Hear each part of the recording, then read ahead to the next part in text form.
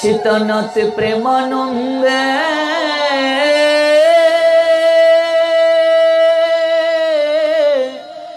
हरि हरि बोलो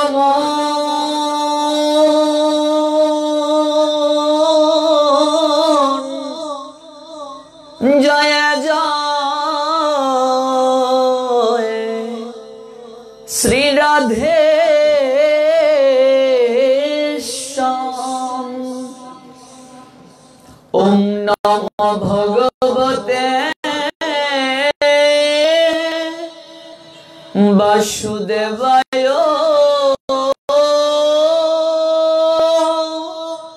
ओम नमो भगवते वासुदेवाय।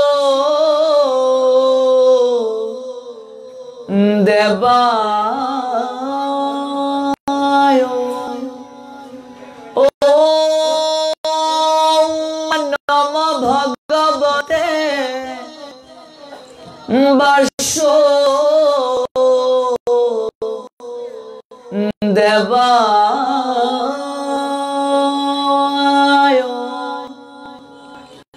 संसार दावानलो लीला लोकत्रनाय करुण्य घना घनत्वं प्राप्त सकल्यान गुणार नवस्य वंदे गुरुश्री चरणारो बिंदम। नमो विष्णुपदाय राधा प्रेषिताय भूतले श्रीमते भक्ति प्रपन्न ज्योति स्वामिनीति नामिने। नमो आचार्य पदाय दैन्यभूषण मुकुटमने गुरु करुणामृतये क्षमा धैर्य शिरोमणे। ओ वंदे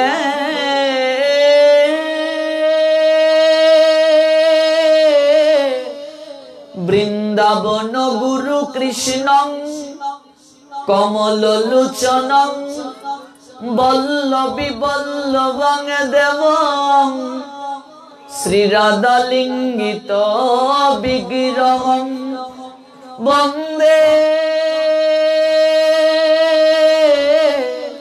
श्री कृष्ण चैतन्य नित्यानंद सहोदित गौरुदये पुष्पवंतो चितिरौ सन्दौ तमुनुदौ अजानुलंबित भुजौ कनकवदतो संकीर्तनैकपीतौ कमलायताक्षौ विश्वम्भरौ द्विजवरौ जुगधर्मपालौ वंदे प्रिय करुणावतारो। महाप्रसादे जननी सर्वसौभाग्यवर्धिनी आदिवेदी हरा नित्यं तुलसी तं नमोस्तुते। जयिचे राधा तयिचे वृंदा एकी जे स्वरूप तथापि से वृंदावती हये रसकूप। जे तुम्हार शरणे लय तार बांछा पूर्ण हय कृपा करी करो तारे वृंदावनवासी। कृष्णाय वासुदेवाय हरहे परमात्मने प्रणत क्लेशनाशाय श्री गोविंदाय नमो नमः। राधां रसेश्वरीं रमां गोविंद मोहिनीं परां বৃষবানুসুতাং দেবী তং নমামি হরি প্রিয়। কৃষ্ণ তো কীর্তন গান নর্তন পরৌ প্রেমামৃত অম্বুনিধি। ধীরা ধীরা জনপ্রিয় প্রিয় কৌরৌ নির্মত সরৌ পূজিত। বন্দে রূপ সনাতন রঘু যুগৌ শ্রীজীবী গোপালক। শ্রীরূপ সনাতন রঘুনাথ ভট্ট গোপাল ভট্ট রঘুনাথ দাস শ্রীজীবী গোস্বামী পদ কি জয়। এই ছয় গোসাই করি শরণ বন্ধ। যাহা হতে বিঘ্ন নাশ অবিষ্ট পূরণ। এই ছয় গোসাই করি চরণ বন্ধন। যাহা হতে বিঘ্ন নাশ অবিষ্ট পূরণ।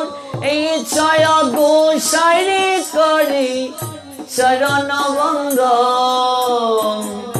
যাহা হতে বিঘ্ন নাশ অবিষ্ট পূরণ। এই ছয় গোসাই করি চরণ বন্ধন। যাহা গতে মিলে বাই কৃষ্ণ প্রেম ধন। এই ছয় গোসাই করি চরণ বন্ধন। যাহা গতে মিলে বাই কৃষ্ণ প্রেম ধন। চরণ বন্ধন। যাহা হতে মিলে ভাই কৃষ্ণ প্রেম ধন। এই ছয় গোসাই যার মুই তার উদার। তা সবার পদরে নোমর পঞ্চগ্রাম। এই ছয় গোসাই মুই তার দাস। সবার পদরে নোমর পঞ্চগ্রাম। তাদের চরণ সেবী ভক্ত শোনবার। জনমে জনমে মোর এই অবিলাস। তাদের চরণ সেবী ভক্ত শোনবার। জনমে জনমে মোর এই অবিলাস। এই ছয় গোসাই প্রভু মুড়ি করু দয়া। চরণে শরণ নিলাম দাও পদ ছায়া। এই ছয় গোসাই প্রভু মোরে কর দয়া। চরণে শরণ নিলাম দাও পদ ছায়া। এই ছয় গোসাই যবে ব্রজি কইলাবা। রাধা কৃষ্ণের নিত্য লীলা করিলা প্রকাশ। এই ছয় গোসাই যবে ব্রজে কইলা বাস। রাধা কৃষ্ণের নিত্য লীলা করিলা প্রকাশ। মুনির আনন্দে বলো হরি ভজ বৃন্দাবন। শ্রী গুরু বৈষ্ণব পদে মজাইয়া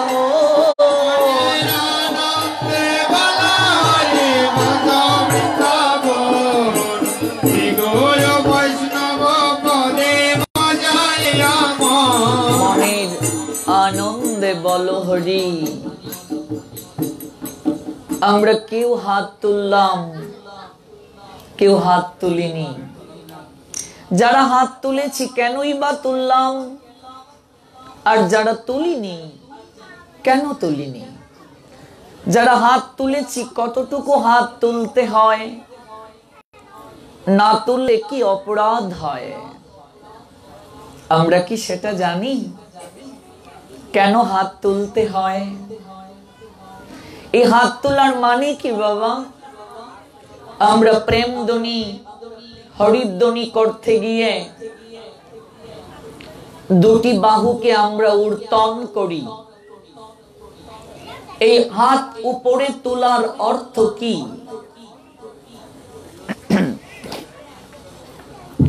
শাস্ত্র জানিয়ে দিলেন এই হাত তোলার অর্থ হচ্ছে আত্মসমর্পণ করা। কার কাছে আত্মসমর্পণ? ভগবানের কাছে আত্মসমর্পণ। কিভাবে আত্মসমর্পণ করতে হবে? এই হচ্ছে হাত তোলার পদ্ধতি। কুরুক্ষেত্রের রাজসভাতে দ্রৌপদী এক হাত তুলে ভগবানকে ডেকেছিলেন। কেন ডেকেছিলেন? সংগ্রামকে রক্ষার মনোরথে ভগবান শ্রী গোবিন্দের নিকট আকুল সুরে প্রার্থনা করেছিলেন দ্রৌপদী। এক হাত তুলে ভগবান তাকে কৃপা করলেন না। ভগবানের প্রধান মহিষী যারা ছিলেন, রুক্মিণী, সত্যভামা, জাম্বুবতী, তাদের মাঝে রুক্মিণী ভগবানকে প্রশ্ন করলেন, হে গোবিন্দ, তুমি যাকে সখী বলে ডাকো, যে তোমার সখ্য প্রেমের ভক্ত, সে আজ সংগ্রাম রক্ষার নিমিত্তে তোমার নৈকট্যে আর্তনাদ করছে, তুমি কেন তাকে কৃপা করছো না? উত্তরে ভগবান বলছেন, আমি তো দ্রৌপদীকে কৃপা করতেই চাই, কিন্তু দ্রৌপদী তো কৃপা নিতে চায় না। কেউ যদি নিজের বলে কিছু রাখে আর আমাকে কিছু দেয়, আমি তাকে কখনো কৃপা করি না। দ্রৌপদী তো পূর্ণরূপে আমার প্রতি বিশ্বাস নেই। যদি বিশ্বাস থাকতো দুহাত তুলে আমাকে ডাকতো। এক হাত তুলে আমাকে ডাকছে আর এক হাত দিয়ে নিজেই তার বস্ত্রকে সংকুলান করার চেষ্টা করছে। যতক্ষণ পর্যন্ত জীব নিজের বলে কিছু রাখবে আর আমাকে কিছু দিতে চাইবে, আমি কখনো তাকে কৃপা করি না। তাই আমরা অনেকে হাত এইভাবে তুলি। কেউ শীতের মাঝে একটু ঠান্ডা লেগেছে, চাদরের নিচে মায়েরা হাত দিয়ে বসে আছে, কি দরকার আছে হাত তোলার? অনেক বাবাজিরা হাত তুলেছেন এইভাবে, অনেকে এইভাবে, কিন্তু গৌর হরি শিক্ষা দিলেন হাত কিভাবে তুলতে হয়। পঞ্চতত্ত্বের ছবি আছে কি? পঞ্চতত্ত্বে দেখবেন মহাপ্রভু, নিত্যানন্দ প্রভু, গদাধর প্রভু তিনজন হাত তুলে আছেন। আছেন কি মা? এই হাত তোলার মানে কি? কেন হাত তুলে আছেন? আমরা এই বিষয়টা জানবো।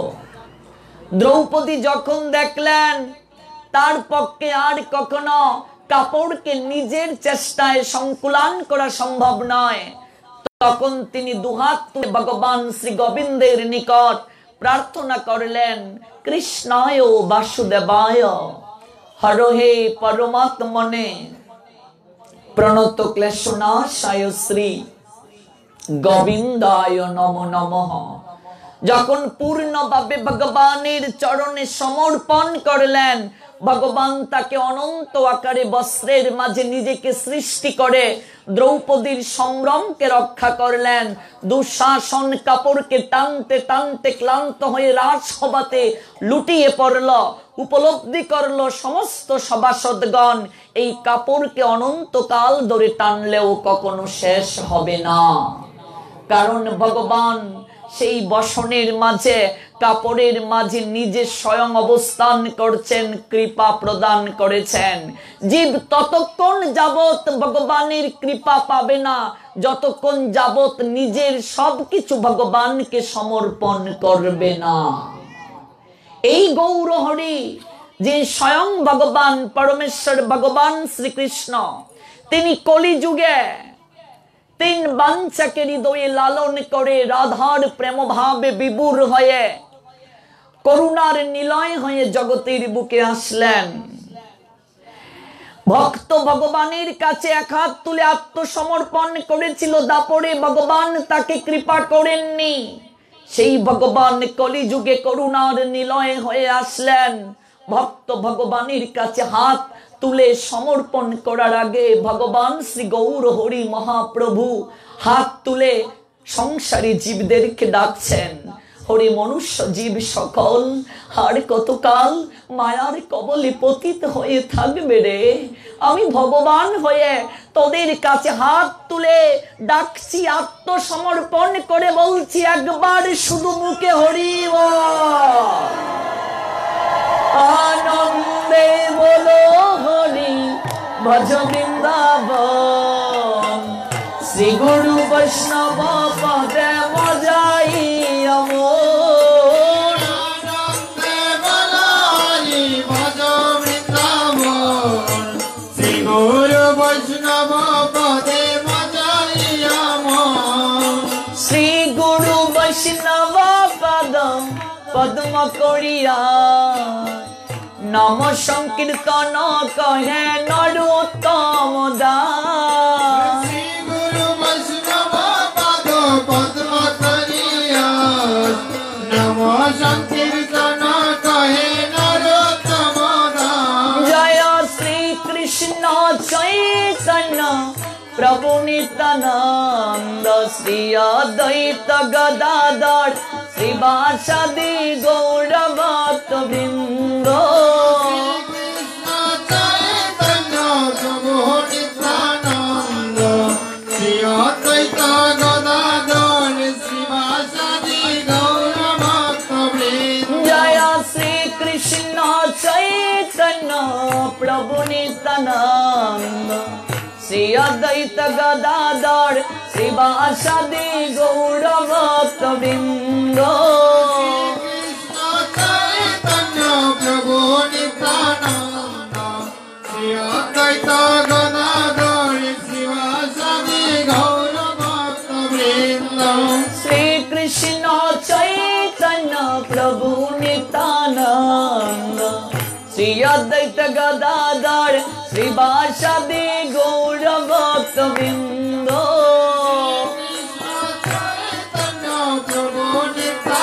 হরি বল। অদ্বৈত গদাধর শ্রীবাসাদি গৌর ভক্ত বৃন্দ।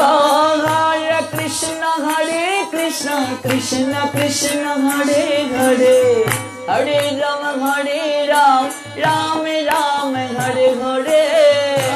সবাই কীর্তন করেন, হরি বল। হরে হরে, হরে রাম রাম রাম হরে এই হরে। মুখ কেন দিয়েছেন ভগবান?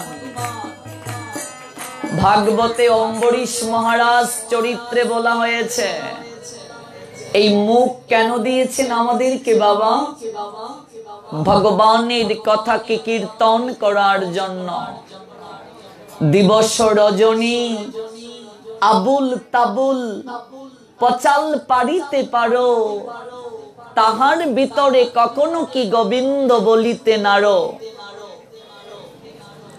দিন রজনী আমরা এক জায়গায় বসলে গৃহের কথা বলি, আন কথা বলি, কিন্তু ভগবানের কথা বলতে গেলেই আমাদের অলসতা কাজ করে।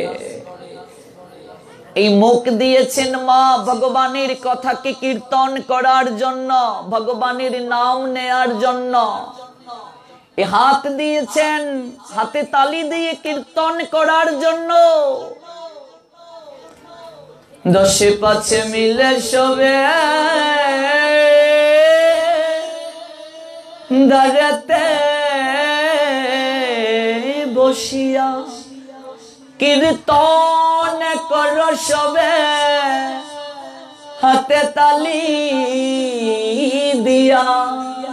গৌরহরি বললেন, ওরে সারাদিন যদি সময় নাও পেয়ে থাকিস, অন্তত সন্ধ্যায় এক জায়গায় সবাইকে নিয়ে মৃদঙ্গ যদি না পেয়ে থাকো, ঝাঁজ যদি না পাও, করতাল যদি না পাও, কিছুই লাগবে না, অন্তত হাতে তালি দিয়ে একটু কীর্তন করো। এই হাত আজ সচল আছে মা, হাতে তালি দিতে আমরা লজ্জা অনুভব করি। এমন একদিন সময় আসবে মন চাইলেও হাতে তালি দেওয়ার শক্তি থাকবে না। এই পা কেন দিয়েছেন? এই পা দ্বারা হেঁটে সাধু সঙ্গে যাওয়ার জন্য, যেখানে সাধু ভক্ত বৈষ্ণবের আগমন হবে সেই জায়গায় ভক্ত বৈষ্ণব দর্শনে যাওয়ার জন্য, ভগবানের মন্দিরে যাওয়ার জন্য, ভগবানের বিগ্রহকে দর্শন করার জন্য এই চোখ দিয়েছেন ভগবান আমাদেরকে। নাসিকা দিয়েছেন ভগবানের চরণে অর্পিত তুলসী পত্রের ঘ্রাণ নেয়ার জন্য। জিহ্বা দিয়েছেন ভগবানের প্রসাদকে গ্রহণ করার জন্য। এই কর্ণ দিয়েছেন ভগবানের কথাকে শ্রবণ করার জন্য। আজকে শরীরের অঙ্গ প্রত্যঙ্গ সতেজ আছে, যদি ভগবানকে না ডাকি দেহ থাকিতে সবল, হরে কৃষ্ণ বল অঙ্গ অবশ হইলে লইতে পারবে না। অঙ্গ যেদিন অবশ হয়ে যাবে সেদিন মন চাইলেও আর হাতে তালি দিতে পারবে না। জিহ্বা কখনো কৃষ্ণ নাম রসে মজবে না, পা দুটি আর চলবে না। তাই প্রাণ খুলে কীর্তন করতে হবে, নাম রসে নিজেকে মাতিয়ে রাখতে হবে। সবাই মিলে কীর্তন করি।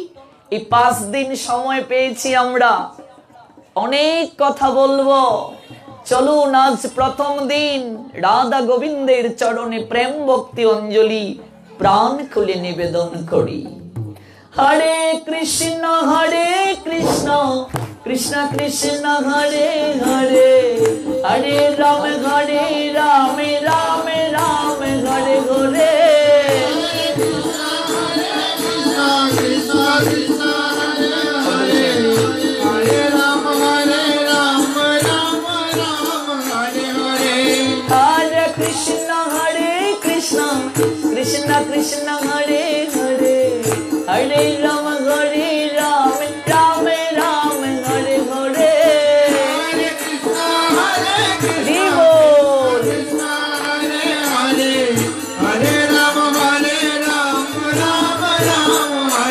কেবল মাতাজিরা গাইবে, বাবাজিরা গাইবে না।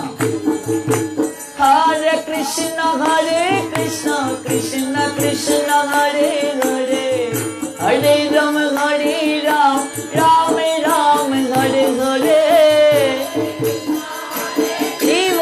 পিছনে অনেকেই গাইছে না, যাদের মুখ আছে তারাই গাও, যাদের নেই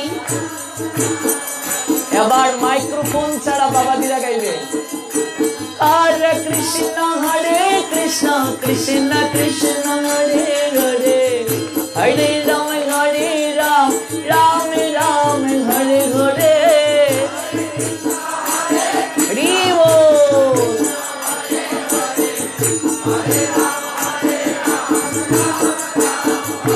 দেশের প্রধানমন্ত্রী নারী, বিরোধী দলীয় নেত্রী নারী, স্পিকার নারী, নারী সমাজ এতটা এগিয়ে, আর বরিশাল বিভাগের ভোলা জেলার নারীরা এতটা পিছিয়ে। বরিশালের এই ভোলা জেলার মায়েরা মায়ায় সংসারে ভুলে আছে, তাই কৃষ্ণ নামে ভুলাতেই আসলাম। এতটা পিছিয়ে, আরেকবার সুযোগ দেয়া যাক। ওইদিকে তো শব্দ বেশি হলো, এদিকে কম, আরেকবার সুযোগ দেয়া যাক, মায়েরা গাইবে। হরে কৃষ্ণ কৃষ্ণ কৃষ্ণ হরে হরে, হরে রাম রাম রাম হরে হরে।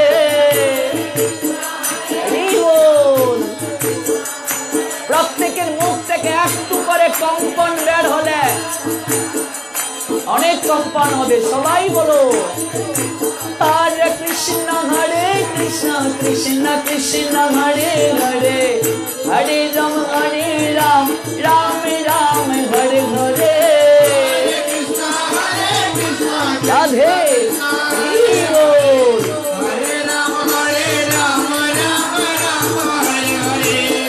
হরে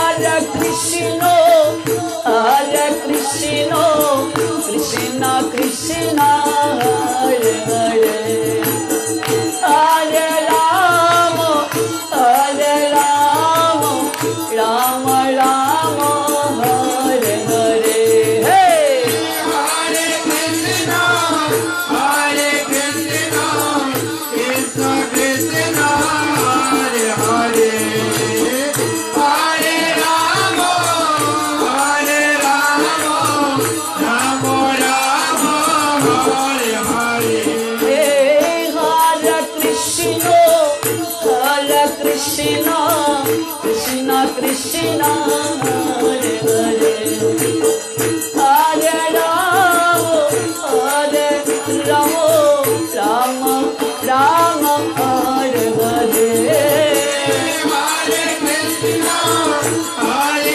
प्राण खुलेगा हरि बोल हरे कृष्णा हरे राम हरि बोल हरे कृष्णा कृष्ण कृष्ण कृष्ण हरे हरे हरे राम राम राम हरे हरे हरे कृष्णा हरे कृष्णा हरे Krishna Krishna Hare Hare Hare Ram Ram Ram Hare Hare Hare Krishna Krishna Krishna Hare Hare Ram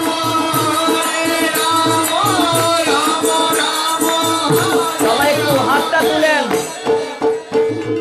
Hare Krishna Krishna Krishna Hare Hare Hare Ram Ram Ram Hare Hare Hare Krishna Hare Bol যাদের হাত আছে তারাই তুলেন যাদের নেই তারা তো তুলতে পারবেন না হরি বল Radhe Radhe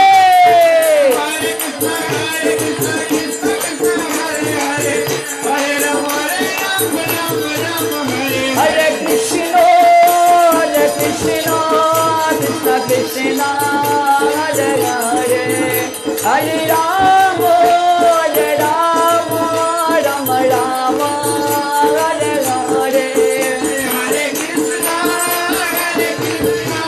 Krishna Krishna Hare Hare Hare Ram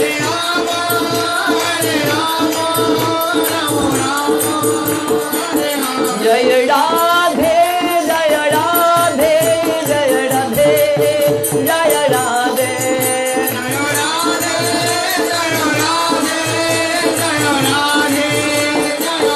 Nitai Gaura Hari Bol Hari Bol Hari Bol Hari Bol Nitai Gaura Hari Bol Hari Bol Hari Bol Nitai Gaura Hari Bol Hari Bol Hari Bol Hari Bol Nitai Gaura Hari Bol Hari Bol Jai Jai Shri Radhe একদম microphone রেখে বাকিটি বন্ধ করুন ইকুটা মাঝামাঝি রাখতে হবে ভক্তবৃন্দ সপ্তাহব্যাপী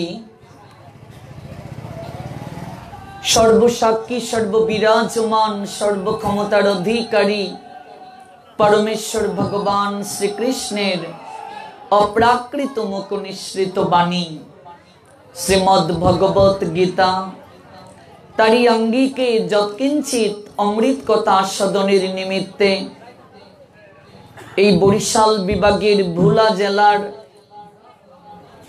ইলিশা বাজারে স্থিত শ্রী শ্রী দুর্গা মন্দির প্রাঙ্গণে আজকের এই তৃতীয় রজনীতে আপনারা উপবেশিত হয়েছেন আমার উপর ভক্ত আদেশ করা হয়েছে 5 দিন ব্যাপী আপনাদেরকে অপ্রাকৃত রসামৃতে অবগাহিত করার জন্য কাজেই যদিও সপ্তাহব্যাপী ভাগবতীয় কথার আজকের তৃতীয় রজনী কিন্তু আমার পঞ্চম দিবসের আজকের প্রথম রজনীতে আপনাদের প্রত্যেকের চরণধুলি পাওয়ার সৌভাগ্য পেয়েছি বলে সর্বাগ্রে নিজেকে ধন্যাতি ধন্য মনে করছি এবং এই অপ্রাকৃত কথা শ্রবণ মনন তথা আস্বাদন করা শাস্ত্র বলছেন ভগবত কৃপা যার উপর বর্ষিত হয়েছে তার পক্ষেই সম্ভব। কাজেই আমি অজ্ঞ অধম অবাজন এই বেশ আসনে বসার বিন্দুমাত্র যোগ্যতাও আমার নেই। কেবলমাত্র আপনাদের মতো ভক্ত বৈষ্ণবের চরণধুলি নেওয়ার মনোরথে আপনাদেরই চরণতলে ছুটে এসেছি। হয়তো কোনো জন্ম জন্মান্তরে এই সাধু সঙ্গ করার আকিঞ্চন হৃদয় মাঝে লালিত থাকলে আমার মতো অবাজনের চিত্তে কৃষ্ণ প্রেমের বীজ অঙ্কুরিত পল্লবিত পুষ্পিত হতে পারে। আমি সর্বাগ্রে সমবেত প্রত্যেক ভক্তবৃন্দকে বৈষ্ণব জ্ঞানে দণ্ডবোধ প্রণাম নিবেদন করছি। বাঞ্ছা কল্পতরুভ্যশ্চ কৃপা সিন্ধু ভৈবচ পতিতানাং পাবনেভ্যো বৈষ্ণবেভ্যো নমো নমঃ। কৃতজ্ঞতা জ্ঞাপন করছি এই সপ্তাহব্যাপী ভাগবতীয় কথার যারা আয়োজন করেছেন আয়োজনকারী ভক্তবৃন্দকে। শ্রীমদ্ ভগবত গীতায় ভগবান কৃষ্ণ অষ্টাদশ অধ্যায় মুখ্য যুগে বলেছেন এই জগতের বুকে তার থেকে আমার কেউ প্রিয় হতে পারে না। কার থেকে? যারা আমার কথাকে প্রচার করে, যারা আমার কথাকে জগতের বুকে দান করে। এই জগতের বুকে শ্রেষ্ঠ দান হচ্ছে ভগবানের কথামৃত দান করা। এটা হচ্ছে আত্মার খাবার। চৈতন্য চরিতামৃত বলছেন যিনি এই কথাকে দান করেন তিনি শুধু দাতাই নন, দাতা শিরোমণি। ভগবানের কথাকে যারা দান করেন জগতের বুকে তাদেরকে দাতা শিরোমণি বলা হয়েছে। আর এই কথা সবার পক্ষে শ্রবণ করার সৌভাগ্য হয় না বাবা। চৈতন্য চরিতামৃত বলছেন ঈশ্বরের পরম তত্ত্ব কেবল তার দ্বারাই স্মরণ মনন তথা সাধন করা সম্ভব হয়। কেবলমাত্র তার দ্বারাই পরিবেশন করা সম্ভব হয় যিনি ঈশ্বরের কৃপা লাভ করেছেন। ভগবানের কৃপা না হলে ভগবত কথা কারো দ্বারা শ্রবণ করা সম্ভব নয়, আয়োজন করা সম্ভব নয়, পরিবেশন করা সম্ভব নয়। ঠিক যেমন সূর্য উদিত হলে অন্ধকার দূরীভূত হয়ে যায়, তেমনি ভাবে ভগবত কৃপা বীজ যার চিত্তে বপন হয়েছে, তত্ত্বদ্রষ্টা গুরুদেবের পরিচর্যা এবং সাধু সঙ্গ রূপ বাড়ি যার চিত্তে লালিত হয়েছে এবং সেই বীজ যখন অঙ্কুরিত হয়েছে, পল্লবিত হয়েছে, পুষ্পিত হয়েছে, ঠিক তখনই তার পক্ষে এই অপ্রাকৃত কথা অর্ণবে সাঁতার কাটার সৌভাগ্য হয়। আমরা যারা ভগবানের কথা শ্রবণ করার সৌভাগ্য পেয়েছি বুঝতে হবে আমরা বহু জন্মের স্বীকৃতির অধিকারী। এই যে আমি আপনাদের চরণতলে এসেছি, আমার বাড়ি কিন্তু এই জায়গায় নয়। আপনাদের এই জায়গা থেকে ঢাকা যেতে কতক্ষণ সময় লাগে? ঢাকা যেতে 3.5, লঞ্চে 8 ঘন্টা। আচ্ছা যাই হোক, ঢাকা থেকে আমার বাড়ি হচ্ছে 10 ঘন্টা দূরে। ঢাকা থেকে এখন নোয়াখালীতে প্রবচনে ছিলাম বলে এদিকে অনেকটা কাছে হয়েছে, নতুবা সর্বমোট হিসাব করলে প্রায় 15-16 ঘন্টা আমার বাড়ি যেতে আপনাদের এই জায়গা থেকে সময় লাগে। এত দূর থেকে এসেছি কেন? কেবলমাত্র আপনাদের চরণধুলি নেওয়ার জন্য। আর বিশেষ করে এই যে ইন্টারনেটের মাধ্যমে দেশ এবং দেশের বাহির থেকে অনেক ভক্তরা শুনতে পাচ্ছে, বিশ্বের অনেক দেশ থেকে। এই ইন্টারনেটের মাধ্যমে আপনাদের সঙ্গে পরিচয়। যারা আয়োজন করেছেন জন্টু প্রভুজি, সবুজ প্রভুজি এবং তার সঙ্গে আরো যারা যারা আছেন সহকর্মী সতীর্থ, তাদের সঙ্গে মূলত ইন্টারনেটের মাধ্যমে পরিচয়। কাজে ইন্টারনেট না থাকলে হয়তো আপনাদের সঙ্গে পরিচয় হতো না।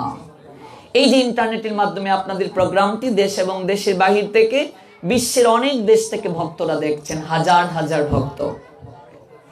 তো এই যে আমরা ইন্টারনেটের মাধ্যমে পরিচিত হয়ে আপনাদের কাছে এসেছি, আমিও সৌভাগ্যবান। কেন? কারণ এই ভোলা জেলাতে আমার প্রথম আসা, আপনাদের চরণধুলি নেওয়ার সুযোগ হয়েছে। এই সময়টাতে আমার মেহেন্দিগঞ্জ প্রোগ্রাম ছিল, কিন্তু একটা বিশেষ কারণে প্রোগ্রামটা পিছিয়ে গিয়েছিল, যার কারণে এই সময়টা আপনাদেরকে দেয়া হলো। কাজেই এই দুটো বরিশাল বিভাগেই পড়েছে, এটাও একটা সৌভাগ্য। বরিশালে আসার কথা ছিল, এখানে পিছিয়ে যাওয়ার কারণে এই জায়গাতেই হয়ে গেল সাধু সঙ্গ। তো আমিও অত্যন্ত সৌভাগ্যবান, আপনাদের চরণধুলি পেয়েছি। বলছিলাম যে কথাটি, যে ভগবানের কথা শ্রবণ করার সৌভাগ্য কেবল তাদের হয় যারা ভগবানের কৃপা লাভ করেছেন।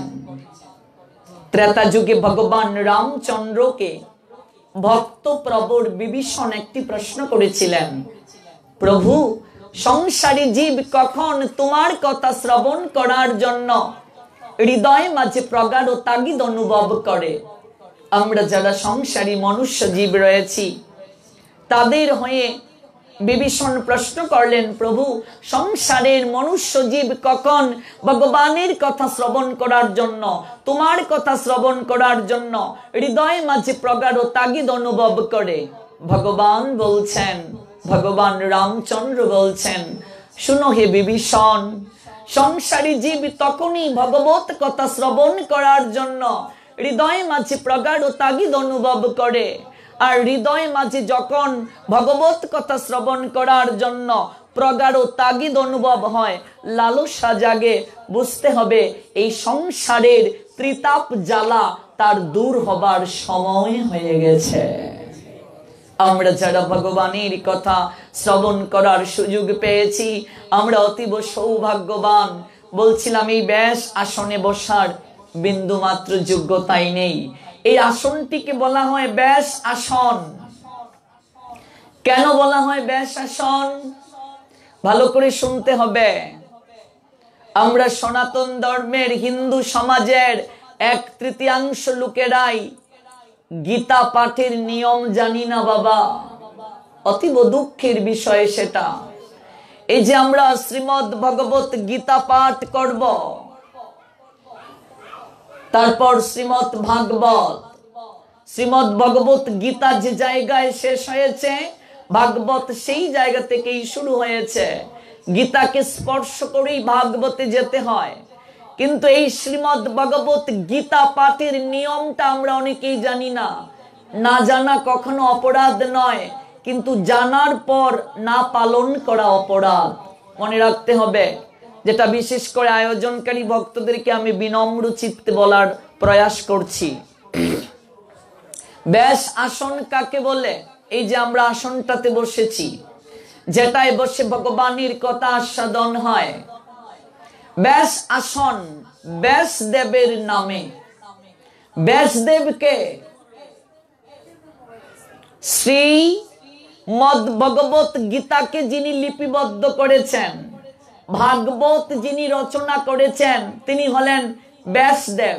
তার পূর্ণ নাম হচ্ছে কৃষ্ণ দ্বৈপায়ন বেদব্যাস।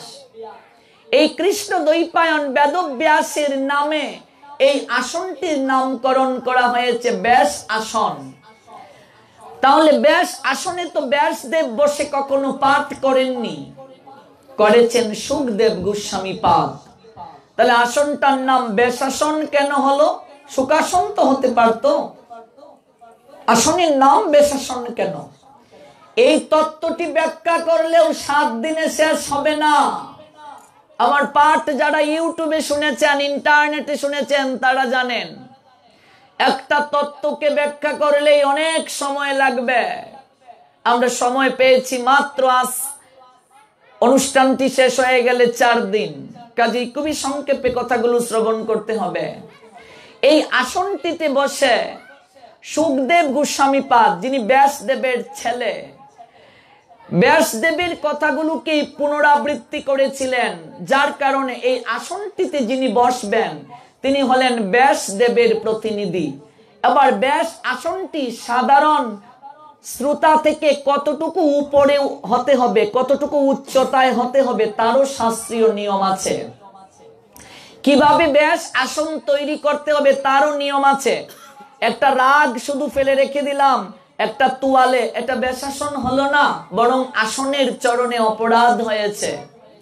এই ব্যাস আসনকে প্রথমে পুজো করতে হবে।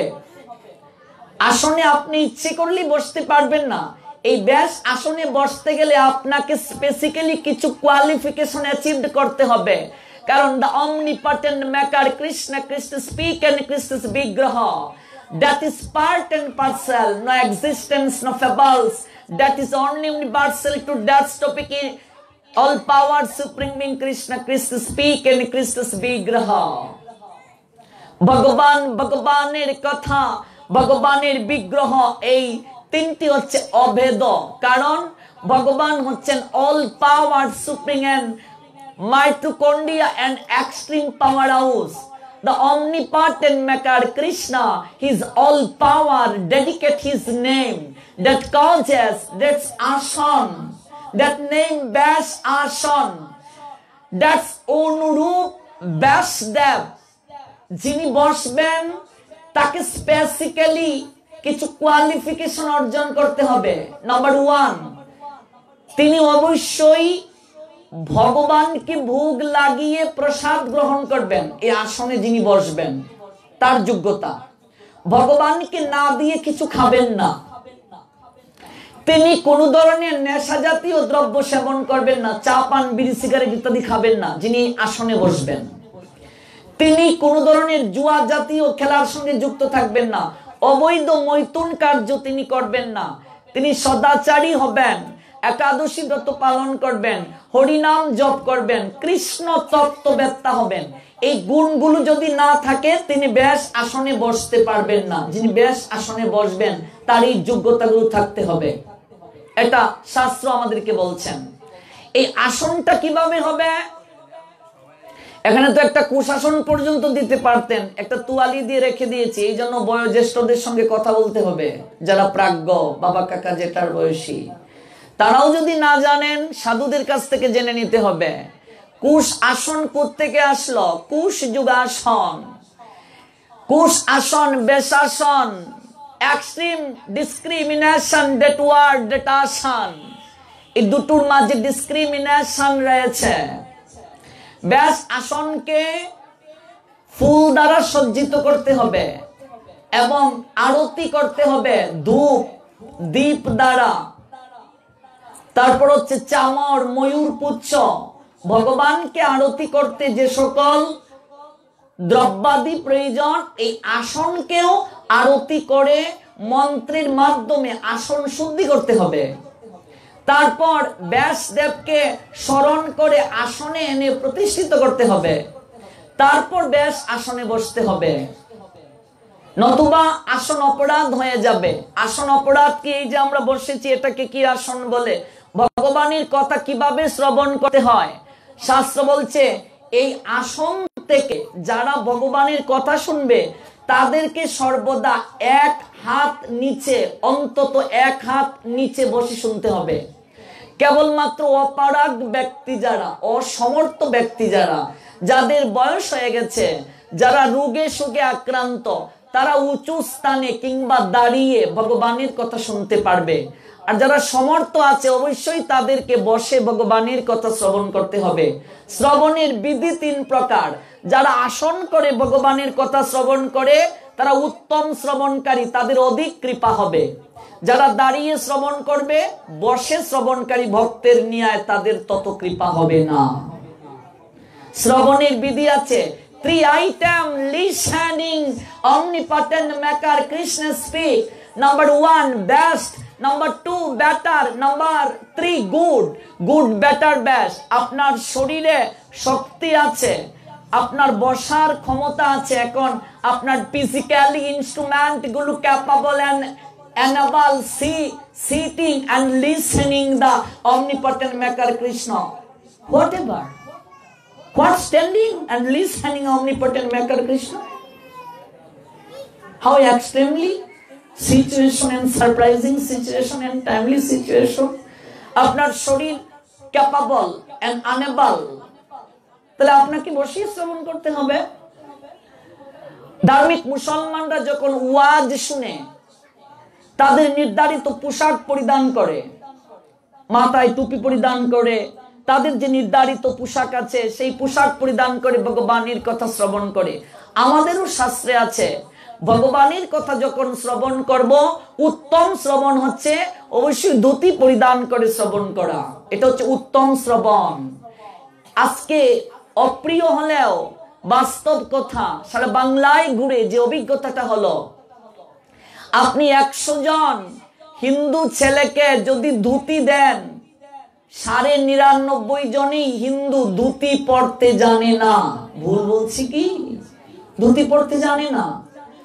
আপনি আমাদের বয়সী ছেলেদের কথা বাদ দেন, যারা বাবা কাকা জেঠা বয়স যাদের হয়ে গেছে, তাদেরকেও যদি আমরা ধুতি পরার কথা বলি, তাদের অনেকেই ধুতি পড়তে জানেন না। আমি এক জায়গায় গিয়ে বললাম, কাকা বাবু অন্তত বাড়িতে অনুষ্ঠান ধুতিটা পড়েন, এমনিতে আমরা নাই পড়ি, অন্তত আপনার বাড়িতে একটা অনুষ্ঠান হয়েছে, আপনাকে ধুতি পরাটা উচিত। আপনি ঠাকুরের অঞ্জলি দেবেন, ধুতিটা পড়া উচিত। গুরুদেবের আহ্নিকটা জপ করবেন, অবশ্যই ধুতিটা পড়া উচিত। কাকা বাবু বলে, বাবা জীবনে একবারই পড়েছিলাম, সেটাও ঠাকুরদা পরিয়ে দিয়েছিল। বুঝতে পেরেছেন? বিয়ের সময় আমি বলছি, ঠাকুরদা আপনাকে পরিয়ে দিয়েছিল কাকা বাবু? এখন আর ঠাকুরদাকে পরিয়ে এবং দিতেও হয় না বিয়েতে। ভাগ্যিস বিয়েতে কুচিওয়ালা ধুতি কিনতে পাওয়া যায়, নইলে হিন্দুর বিয়ে করাই 12টা বেজে যেত।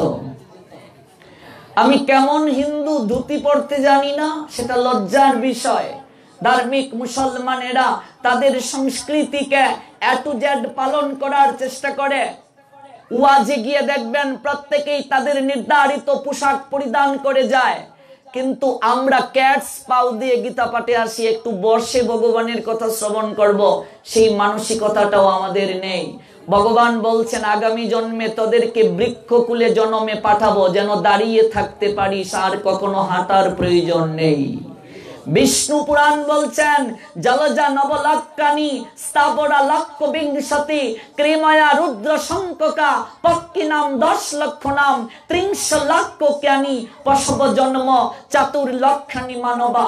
এই মনুষ্য দেহ লাভ করার পূর্বে আমাদেরকে 9 লক্ষ বার জলজ প্রাণী হয়ে জন্ম নিতে হয়েছিল।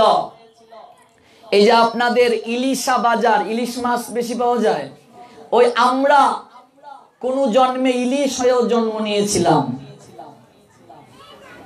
জলজা নবলক্কানি 9 লক্ষ বার জলজ প্রাণী হয়ে আমাদের জন্ম নিতে হয়েছে। জলজ প্রাণীর মাঝে ইলিশও একটা, তার মানে আমি আপনি আমরা সবাই ইলিশ হয়েও জন্ম নিয়েছি। জলজা নবলক্কানি, হ্যাঁ বিষ্ণু পুরাণ। স্থাবরা লক্ষ বিংশতি 20 লক্ষ বার গাছপালা হয়ে জন্ম নিতে হয়েছে। ক্রিময়া রুদ্র শঙ্ককা পক্ষী নাম 10 লক্ষ নাম 30 লক্ষ জ্ঞানী পশব জন্ম চাতুর্লক্ষানি মানবা। এই মনুষ্য দেহ লাভের পূর্বে আমাদেরকে 11 লক্ষ বার কৃমিকীট হয়ে জন্ম নিতে হয়েছে, 10 লক্ষ বার পাখি হয়ে জন্ম নিতে হয়েছে, 30 লক্ষ বার পশু হয়ে জন্ম নিতে হয়েছে। পশু জন্মের উৎকৃষ্ট জন্ম গরু জন্ম। অতঃপর ভগবান Govinda gifted extremely important life. এই যে মনুষ্য জন্ম, নৃদেহ আদ্যম সুলভম সুদুর্লভম, কেন দিয়েছেন? Your heartiest dignity dedicate Almighty Creator Krishna, that cause is the all power supreme being Krishna. Offer নৃদেহ আদ্যম সুলভম সুদুর্লভম। ভগবান একটা গিফট দিয়েছেন, এক্সট্রিমলি অপরচুনিটি গিফটেড। কেন দিয়েছেন আপনাকে? Your heartiest dignity dedicate omnipotent and almighty creator Krishna. আপনার heartiest dignity the Almighty creator কৃষ্ণের চরণে dedicate করার জন্য এই মনুষ্য জন্মে আমাকে আপনাকে প্রেরণ করেছেন। কেন প্রেরণ করেছেন? এই মনুষ্য জন্মেই কেবল ভগবানের আরাধনা করা যায় বাবা, আর কোন জন্মে কায় মনোবাক্যে ভগবানের আরাধনা করা যায় না। এই মনুষ্য জন্মেই কেবল ভগবান আমাদেরকে বিবেক বুদ্ধি দিয়ে পাঠিয়েছে, আর কোন জন্মে সেটা দেয় নাই। মনে রাখবেন, মানুষের গড়ে জন্ম নিলেই তাকে মানুষ বলা যায় না। কুকুরের বাচ্চাটা জন্মের পরই কুকুর, ছাগলের বাচ্চাটা জন্মের পরই ছাগল, গরুর বাচ্চাটা জন্মের পরই গরু, কিন্তু মানুষের বাচ্চাটাকে জন্মের পর মানুষ বলা যায় না। মনুসংহিতা বলছেন 5টা যোগ্যতা না থাকলে মানুষকে কখনো মানুষ বলা হয় না।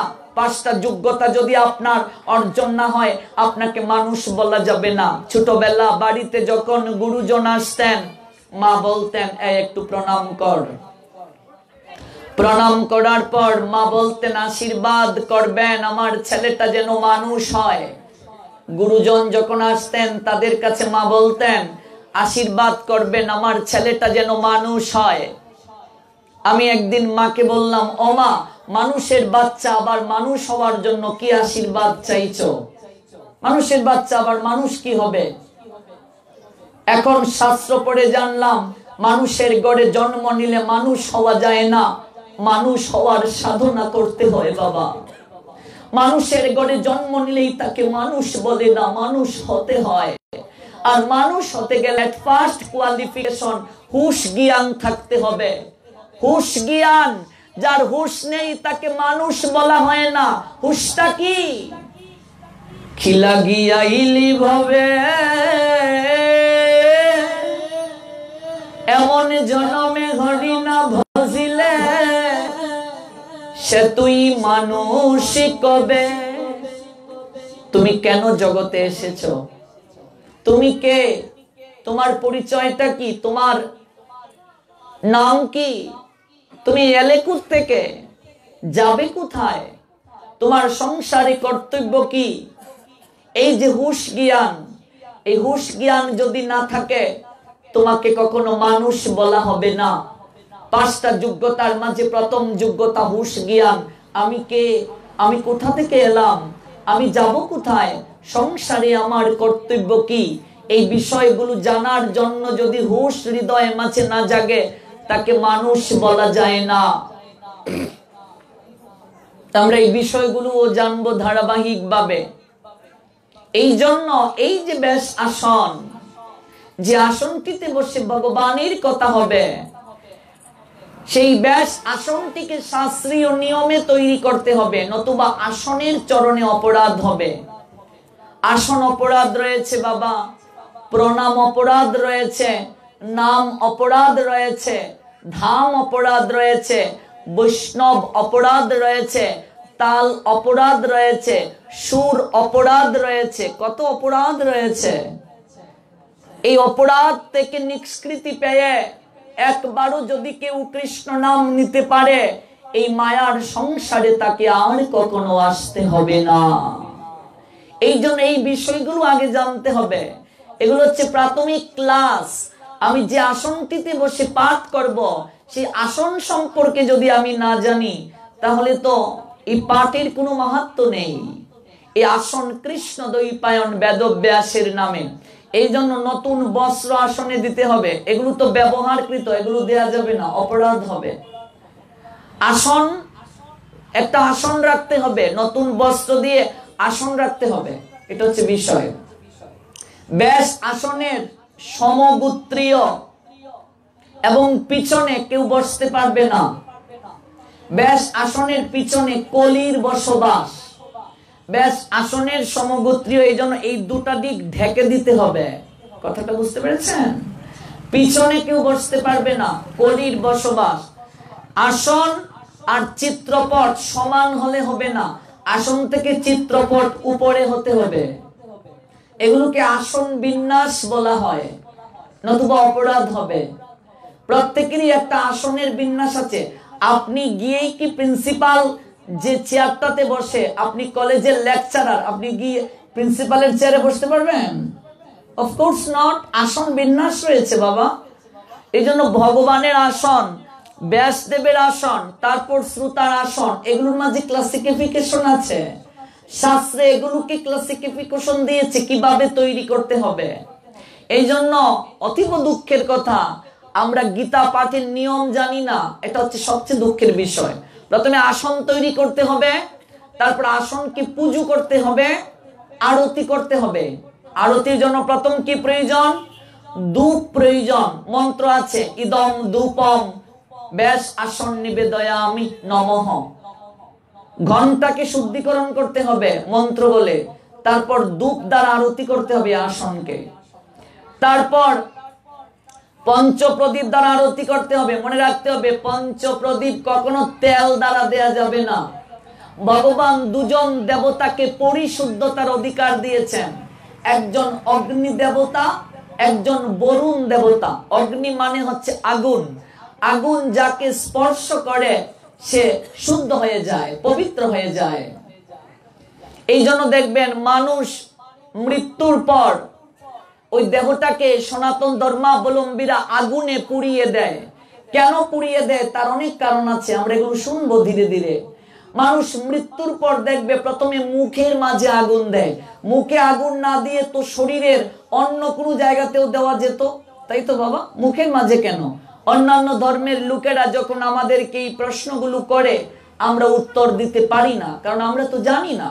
এই বিষয়গুলো জানতে গেলে পুরো 4 দিন ব্যাপী আমাদের সঙ্গে থাকতে হবে এবং বসতে হবে কায়মনোবাক্যে, তাহলে আমরা শুনতে পারবো। এই যে আগুন, এই আগুন আমাদেরকে পরিশুদ্ধ করে। বরুণ জল, জলের দেবতা যিনি, জল যখন শরীরে ছিটিয়ে দেয়া হয় বাহ্যিক ভাবে আমরা শুচি হয়ে যাই, পবিত্র হয়ে যাই। এই দুজন দেবতাকে ভগবান পরিশুদ্ধতার অধিকার দিয়েছেন। একজন দেবতা হচ্ছে বরুণ দেবতা, আর একজন দেবতা হচ্ছে অগ্নি দেবতা। পঞ্চভূত দ্বারা দেহটা তৈরি, তার মধ্যে আগুনও রয়েছে, জলও রয়েছে। পঞ্চভূতের দেহ তেমনি হয়ে যায় লয়। 5টা উপাদান দ্বারা দেহ তৈরি। আবার সনাতন ধর্মাবলম্বীরা যজ্ঞের মাধ্যমে অন্ত্যেষ্টিক্রিয়া, অন্ত মানে শেষ, ইষ্টি মানে যজ্ঞ, শেষ যজ্ঞের মাধ্যমে ওই দেহটাকে আবার 5টা উপাদানের সঙ্গে মিশিয়ে দেয়। আমরা এগুলো ব্যাখ্যা শুনবো ধীরে ধীরে। এই জন্য পঞ্চপ্রদীপ আমরা যখন আরতি করি ঘি দিতে হবে। অগ্নি ঘিটাকে গ্রহণ করবেন। তেল দ্বারা যদি আপনি সেজুতি জ্বালান, সেজুতি বুঝো মা, সন্ধ্যার প্রদীপ, এই যে আমরা সন্ধ্যা বেলা প্রদীপ জ্বালাই ভগবানকে, তেল দ্বারা দেয়া যাবে না। কার্তিক মাসে কেবল তিলের তেল, বাকি সময় ঘৃত দ্বারা দিতে হবে। তেল দ্বারা যদি কেউ আরতি করে তাহলে ভগবানের মুখমণ্ডল কালো হয়ে যায়। অগ্নিদেব তো এটাকে গ্রহণ করে, আর অগ্নিদেবের মাধ্যমে এই ঘৃতটা ভগবানের কাছে পৌঁছায়। এই পঞ্চপ্রদীপ দ্বারা আসনকে আরতি করতে হবে। তারপর শঙ্খ, জল শঙ্খ, তারপর রুমাল, তারপর চামর, তারপর ময়ূর পুচ্ছ, এগুলো দ্বারা আরতি করতে হবে। এগুলো আগামীকাল ব্যবস্থা করতে হবে। এটা হচ্ছে আসন আরতি শুদ্ধিকরণ। তারপর আপনাকে আসনে বসতে হবে। যিনি আরতি করবেন অর্থাৎ যিনি ব্যাসদেবীর প্রতিনিধি হয়ে আসবেন, তিনি আসার সঙ্গে সঙ্গে সমস্ত ভক্তরা দাঁড়িয়ে তাকে সম্মান প্রদর্শন করতে হবে।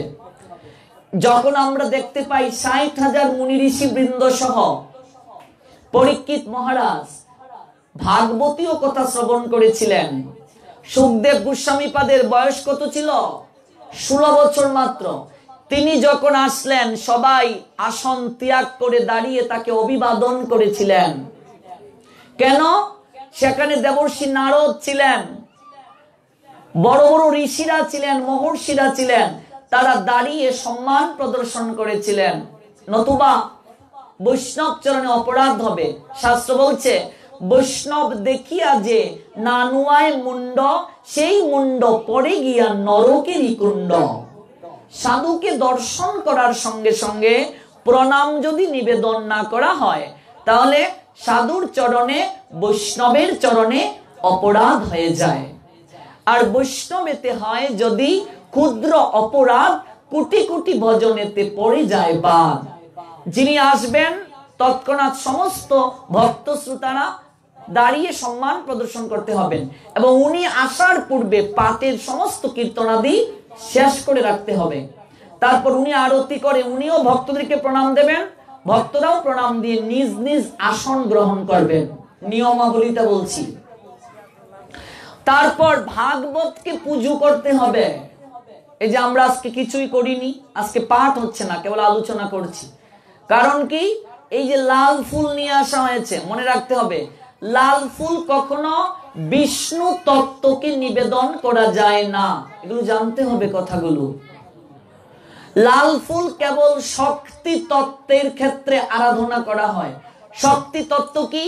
ভগবানের যে শক্তি, যেমন মনে করুন দুর্গা, মা কালী, তারপর হচ্ছে ভৈরবী, সুমেশ্বরী, এই যে শক্তি, গঙ্গা, এই যে শক্তি তত্ত্ব, ভগবানের বিশেষ শক্তি তত্ত্ব, তাদের ক্ষেত্রে লাল ফুল। আর ভগবান শ্রীহরির সবচেয়ে প্রিয় হচ্ছে সাদা ফুল, কাজেই লাল ফুল দেওয়া যাবে না। এই তুলসী পত্র চন্দন চর্চিত করে দিতে হবে, তুলসী পত্র মন্ত্রের মাধ্যমে। তারপর গ্রন্থ অর্চন করতে হবে। এত সহজ নয় পাঠ মা, এই জন্য তো কল্যাণ হয় না, নিয়ম যে আমরা পালন করি না, জানি না। তারপর 3টা মালা প্রতিদিন তৈরি রাখতে হবে। একটা হচ্ছে বৃন্দা দেবীর জন্য, একটা ভাগবতের জন্য, একটা ভাগবতের প্রসাদী মালা ব্যাস দেবীর প্রতিনিধি হয়ে যিনি সুখদেব গোস্বামী পাদ আসবেন তার জন্য রাখতে হবে। এগুলো ছাড়া পাঠ কি করে হয়? এতদিন যাবত আপনারা পাঠ দিচ্ছেন, দুঃখজনক এই বিষয়গুলো। এগুলো জানতে হবে মা। এই 3টা মালা প্রতিদিন ব্যবস্থা করতে হবে। একটা ভাগবতের জন্য, ভাগবত আর ভগবানের মাঝে কোনো পার্থক্য নেই, অভেদ। ভাগবত মানে গ্রন্থ, আর ভগবান অভেদ। 2 ভাই হৃদয়ের খালি অন্ধকার, 2 ভাগবত সঙ্গে কোরআন সাক্ষাৎকার। ভগবান আর ভগবানের কথা বলছে নট ডিসক্রিমিনেশন, কোনো পার্থক্য নেই, that is part and parcel, অবিচ্ছেদ্য অংশ। গ্রন্থ অর্চন শেষ হবে, বন্ধন শেষ হবে, তারপর ভগবানের কথায় প্রবেশ করা হবে। এই আমরা পেলাম আসনের এবং নিয়মের বিশেষ কিছু ধারা। তাহলে কৃষ্ণদ্বৈপায়ন বেদব্যাসের নামে বেশাসন। কে সেই কৃষ্ণদ্বৈপায়ন বেদব্যাস? যিনি ভাগবত রচনা করলেন।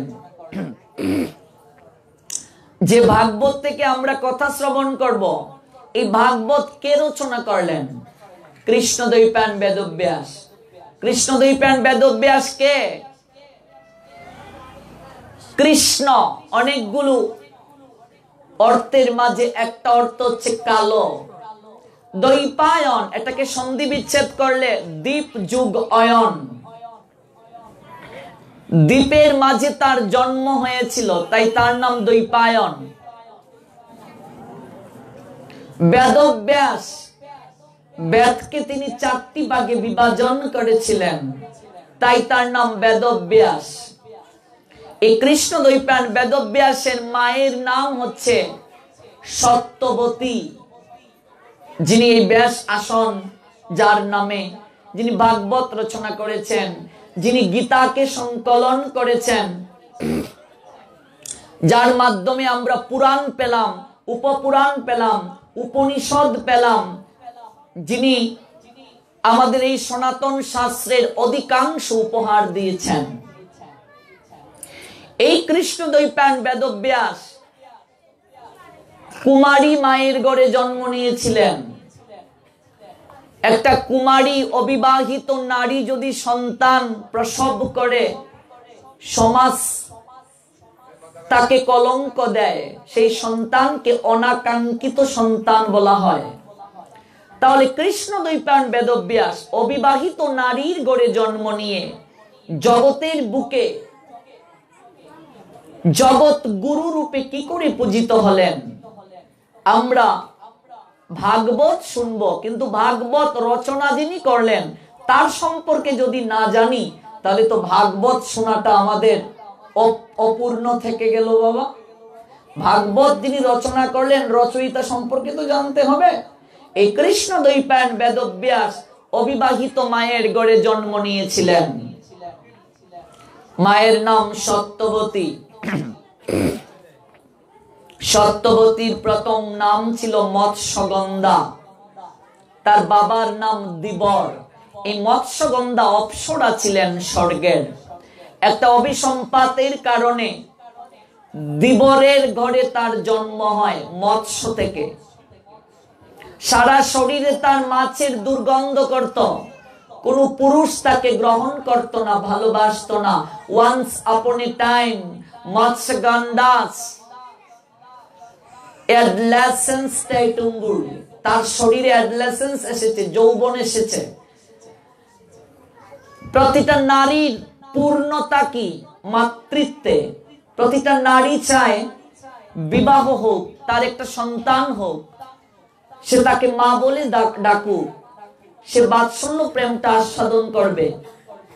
এই জগতে নারীকে ভগবান বিশেষ শক্তি দিয়ে সৃষ্টি করেছেন এবং এই নারী দেখবেন অবিবাহিত অবস্থায় তার পিতৃগৃহে তার সমস্ত ভালোবাসা পিতামাতার প্রতি থাকে, নিজের প্রতি থাকে। বিবাহের পর এই ভালোবাসাটা স্বামীকে কেন্দ্র করে স্বামীর পরিবার পরিজনের প্রতি থাকে। সন্তান গর্ভে আসলে সেই ভালোবাসাটা স্বামীর থেকে সন্তানের প্রতি গিয়ে আকর্ষিত হয়।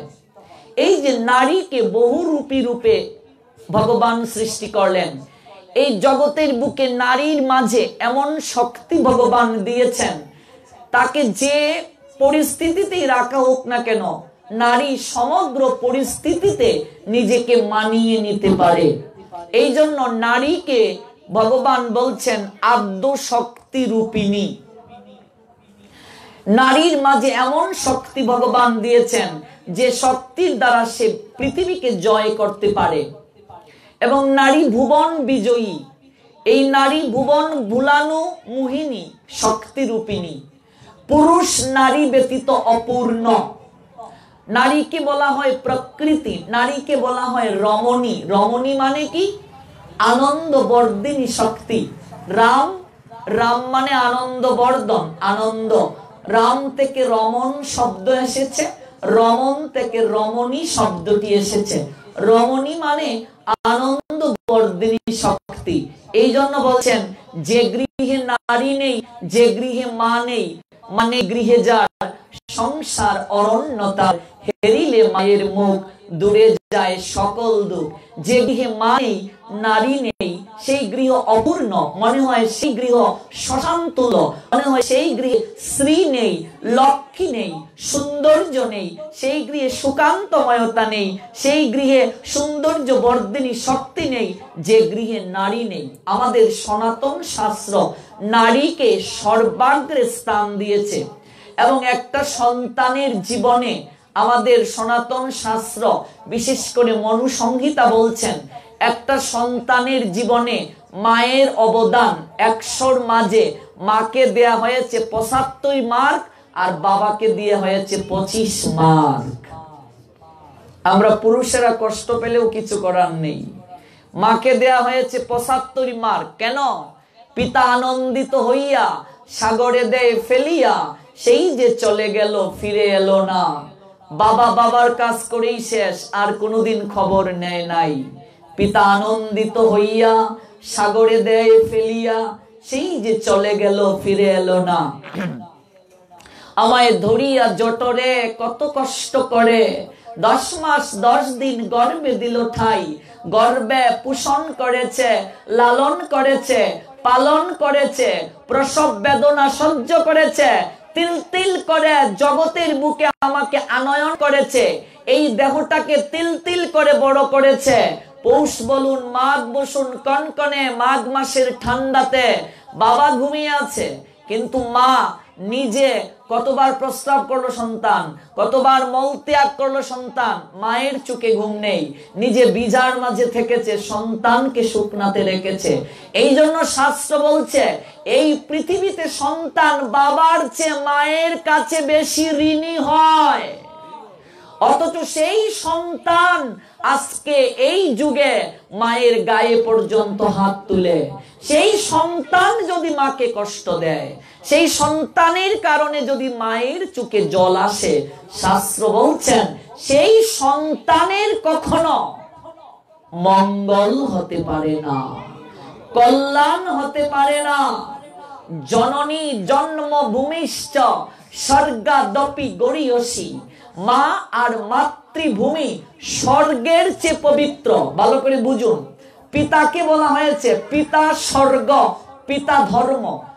শাস্ত্র বলছেন পিতা স্বর্গ, স্বর্গ আর পিতা সমান। আর মাকে বলছেন স্বর্গের চেয়েও পবিত্র। বাবা স্বর্গ আর মা স্বর্গের চেয়েও পবিত্র, তার মানে মায়ের স্থান কত ঊর্ধ্বে। পিতরে প্রীতিমাপন্নে প্রিয়ন্তে সর্বদেবতা। পিতা সন্তুষ্ট হলে সমস্ত দেবতা সন্তুষ্ট হয়। আর শাস্ত্র বলছেন মা যদি সন্তুষ্ট হয় সমস্ত দেবতারা আশীর্বাদ বর্ষণ করেন। এই জন্য 75% মার্ক নারীদেরকে দেয়া হয়েছে, মায়েদেরকে দেয়া হয়েছে।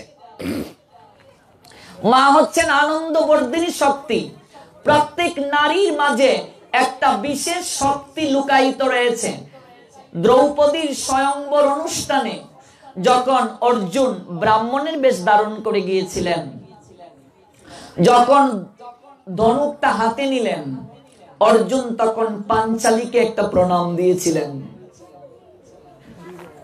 দুর্যোধন হেসে হেসে বলছে, হে মূর্খ ব্রাহ্মণ তো নয়, তুমি যে এই নারীকে প্রণাম দিলে কোনো কারণে, ওই নারী যদি তোমার স্ত্রী হয়ে যায় তখন তুমি কি করবে?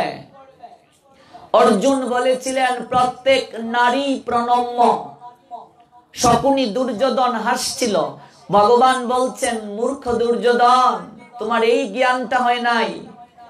প্রত্যেক নারী, নারী শুধু ভোগের সামগ্রী নয়। আজকে পুরুষতান্ত্রিক সমাজে আমরা নারীদেরকে নিচে রাখার প্রবণতায় এখনো মশগুল রয়েছি। পুরুষতান্ত্রিক সমাজে এই নারীর মাঝে একটা পূর্ণাঙ্গ শক্তি রয়েছে, আদ্য শক্তি, মহামায়া রূপ। এই নারী কখনো লক্ষ্মী, এই নারী কখনো বিদ্যায় জ্ঞানে সরস্বতী, শ্রীতে লক্ষ্মী। এই নারী কখনো অধিকারে দুর্গা, চামুণ্ডনী, মহাকালী, দুর্গা বিনাশিনী, নিজের অধিকারের জন্য। এই যে মা দুর্গা 10টা হাত, এই মা 10টা হাত, তার পিছনে অনেক কারণ আছে। আমার গর্ভধারিণী মাও এই দশভুজা মায়েরই প্রতিকৃতি। ঘুম থেকে উঠে 10 হাতে কাজ একটা মাকে সামলাতে হয়। দশভুজা মায়েরই প্রতিকৃতি এই নারী, আমার ঘরের মা। এই জন্য ভগবান কৃষ্ণ বলছেন প্রত্যেক নারী যিনি বধূও হন, কারো বউ হয়েও আসেন, তথাপি তার মাঝে একটা আদ্য শক্তি রয়েছে, একটা ভগবানের শক্তি রয়েছে। এই শক্তিটাকে প্রত্যেক পুরুষের কর্তব্য প্রতিদিন প্রণাম দেয়া। যেটা ভগবান বলছেন, আমি প্রতিদিন রুক্মিণীকে প্রণাম দেই। রামকৃষ্ণ পরমহংসদেব মা শারদাকে প্রণাম দিয়েছিলেন, তার বউকে দিয়েছিলেন। ওই নারীর মাঝে যে আদ্য শক্তি রয়েছে। আজকে সনাতন শাস্ত্রে নারীকে দেবী রূপে পূজা করা হয়। আজকে আমরা এই যে কুমারী পূজা করি, নারীকে দেবী রূপে পূজা করা হয়। সনাতন শাস্ত্র নারীকে যে মর্যাদা দিয়েছে, মূল্যায়ন করেছে, পৃথিবীর আর কোন শাস্ত্র, আর কোন ধর্ম নারীকে এমন করে মূল্যায়ন করেন নাই। অথচ দুর্ভাগ্য হলেও সত্য, এখনো অনেক পরিবারে সেই নারী লাঞ্ছিত হচ্ছে। যে স্বামী স্ত্রীর গায়ে হাত তুলে, নারীর গায়ে হাত তুলে, শাস্ত্র বলছে সে কাপুরুষ। পুরুষ কখনো স্ত্রীর গায়ে হাত তুলবে না, শাসন দ্বারাই তাকে বশীভূত রাখবে। হাত তুলবে কেন? তবে নারীকেও লক্ষ্মী হতে হবে, মনে রাখতে হবে। আর লক্ষ্মী যে গৃহে থাকবেন, সে গৃহে পুরুষকেও নারায়ণ হতে হবে। নতুবা তো লক্ষ্মী নারায়ণ ছাড়া থাকেন না, নারায়ণও লক্ষ্মী ছাড়া থাকেন না। এই বিষয়টা উপলব্ধি করতে হবে। আজকে খবরের কাগজ খুললে, আজকে টিভি চ্যানেল খুললে দেখা যায় 6 বছরের বাচ্চা থেকে 80 বছরের বৃদ্ধা পর্যন্ত আমাদের দেশে ধর্ষিতা হচ্ছে। এই যে কদিন আগে নোয়াখালী জেলার বেগমগঞ্জে ঘটনাটা ঘটলো, যারা ইন্টারনেটে দেখেছেন। এইভাবে নারীর সম্মান সমগ্র বিশ্ব চেয়েছে, দেখেছে। এই যে নারীর প্রতি আমরা সম্মান দিতে পারছি না, মর্যাদা দিতে পারছি না। বিশেষ করে আমি এই কথাগুলো আমার বয়সী ছেলেদেরকে বলছি। আজকে এই যুগে এই সমাজে মা বাবা সবচেয়ে বেশি লাঞ্ছিত হচ্ছেন, বঞ্চিত হচ্ছেন। যে মা বাবা সন্তানকে এই জগতের বুকে তিল তিল করে মানুষ করে তলে তুলেছেন, সেই পিতামাতাই শেষ বয়সে সন্তানের বোঝা হয়ে যায়। আমরা তাদেরকে বোঝা মনে করি। আজকে সমাজের বুকে এত এত বৃদ্ধাশ্রম কেন গজিয়ে উঠছে বাবা? বৃদ্ধাশ্রম মানেই তো কলঙ্কিত জায়গা। মা বাবাকে কেন বৃদ্ধাশ্রমে যেতে হবে? বৃদ্ধ বয়সে অনেক পরিবারে দেখা যায় এখনো পিতা ঠেলা গাড়ি চালিয়ে সবজি বিক্রি করে সংসার চালায়। অনেক মাকে অন্যের বাড়িতে আয়ার কাজ করতে হয়, আর আমি শহরের বাসায় বউ নিয়ে হাওয়া খাই। এখনো বিভিন্ন পরিবারে এই কথাগুলো কেন বলছি? ওই যে ব্যাসদেবের মায়ের কথা বলতে গিয়ে আজকে শাস্ত্র হুট করে গীতায় প্রবেশ করলে হবে না, ভাগবতে প্রবেশ করলে হবে না। আগে শাস্ত্রটা বুঝতে হবে, কোত্থেকে আসলো, এই প্রাথমিক কথাগুলো আগে জানতে হবে। ব্যাসদেবের মায়ের প্রতি সম্মান কি ছিল, আর মা কেমন ছিলেন, আর আমরা আমাদের অবস্থানটা কোথায়? যিনি ভাগবত রচনা করেছেন, যার লিখা ভাগবত থেকে আমরা আলোচনা শুনতেছি বা শুনব। আজকে বৃদ্ধ বয়সে দেখবেন অনেক সন্তান তার মা বাবার গায়ে পর্যন্ত হাত তুলে। আপনি ইউটিউব খুলে দেখেন, এই যে ভারতে প্রাইমারি স্কুলের হেডমাস্টার, অথচ তার বাবা ফ্রিজ থেকে খুলে একটা মিষ্টি তার মাকে দিয়েছিল বলে সেই ছেলে বাবার গালে 5 থেকে 6টা থাপ্পড় মেরে দিল। কেমন সন্তান বানিয়েছ? ফার্স্ট ক্লাস গ্রাজুয়েশনধারী অনেক সন্তান, যাদেরকে লেখাপড়া শিখিয়েছ নিজের সুখ আহ্লাদকে বিসর্জন দিয়ে, সেই সন্তানই তোমার গায়ে হাত তুলে। তাহলে কি মানুষ করতে পেরেছ? আমরা সন্তান জন্ম দেওয়ার পরই বলি সন্তানটাকে ডাক্তার বানাবো, সন্তানটাকে ইঞ্জিনিয়ার বানাবো। কজন মা বাবা ভাবেন সন্তানটাকে ডাক্তার ইঞ্জিনিয়ারের পাশাপাশি ভক্ত তৈরি করব, লেখাপড়ার পাশাপাশি ধর্মীয় শিক্ষা দেব? আজকে এই ধর্মীয় শিক্ষা হৃদয়ে মাঝে না থাকলে আপনি কখনো বুঝবেন না মায়ের স্থান কোথায়, বাবার স্থান কোথায়। দেবী পার্বতী গণেশ কার্তিককে বলেছিলেন, এই বিশ্ব ব্রহ্মাণ্ডকে যে পরিক্রমা করে আগে আসবে রত্নমালাটা তার গলায় দেব। কার্তিক ভাবলেন আমার বাহন তো ময়ূর, আমি সবার আগে বিশ্ব ব্রহ্মাণ্ডকে পরিক্রমা করে আসব। বিশ্ব ব্রহ্মাণ্ডকে পরিক্রমা করে এসে কার্তিক দেখলেন রত্নমালাটা গণেশের গলায় মা দুর্গা দিয়ে দিয়েছেন, আর গণেশকে কুলে নিয়ে বসে আছেন। কার্তিক বলছেন, মা, মাতৃ হৃদয়ে তো পক্ষপাতিত্ব হয় না, তুমি কেন গণেশের গলায় রত্নমালাটা দিলে? আমার পূর্বে গণেশ কি করে বিশ্ব ব্রহ্মাণ্ডটাকে পরিক্রমা করে আসলো? দেবী পার্বতী বললেন, পুত্র, তোমার এখন এই জ্ঞানটা হয় নাই। গর্ভধারিণী মাকে যদি কেউ প্রণাম দিয়ে পরিক্রমা করে, এই বিশ্ব ব্রহ্মাণ্ডকে তার পরিক্রমা করা হয়ে যায়। জয় জয় শ্রী রাধে শ্যাম।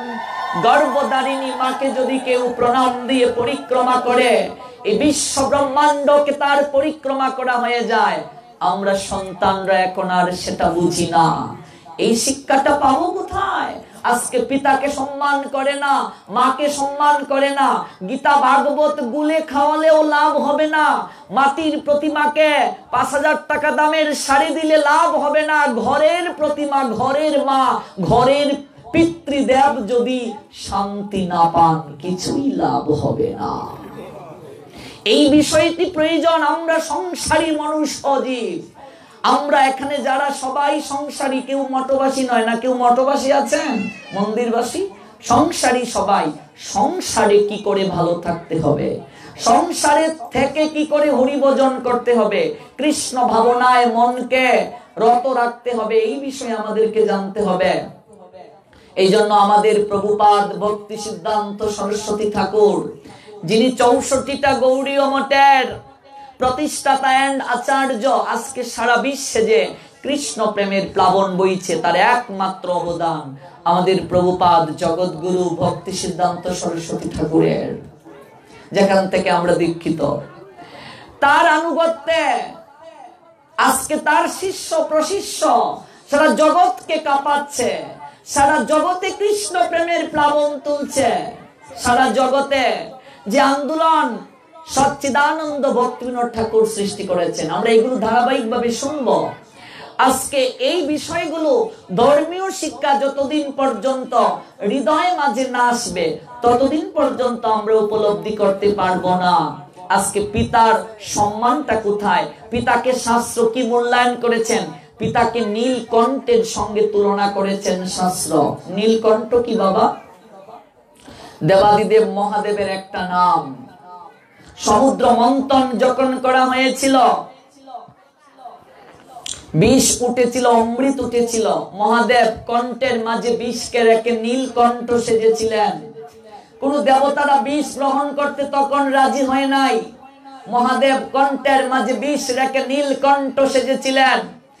একজন পিতা সংসারে নীলকণ্ঠের ন্যায় সংসারের সমস্ত বিষ নিজের কণ্ঠে হজম করে কষ্ট পায়, কিন্তু সন্তানকে সেটা বুঝতে দেয় না।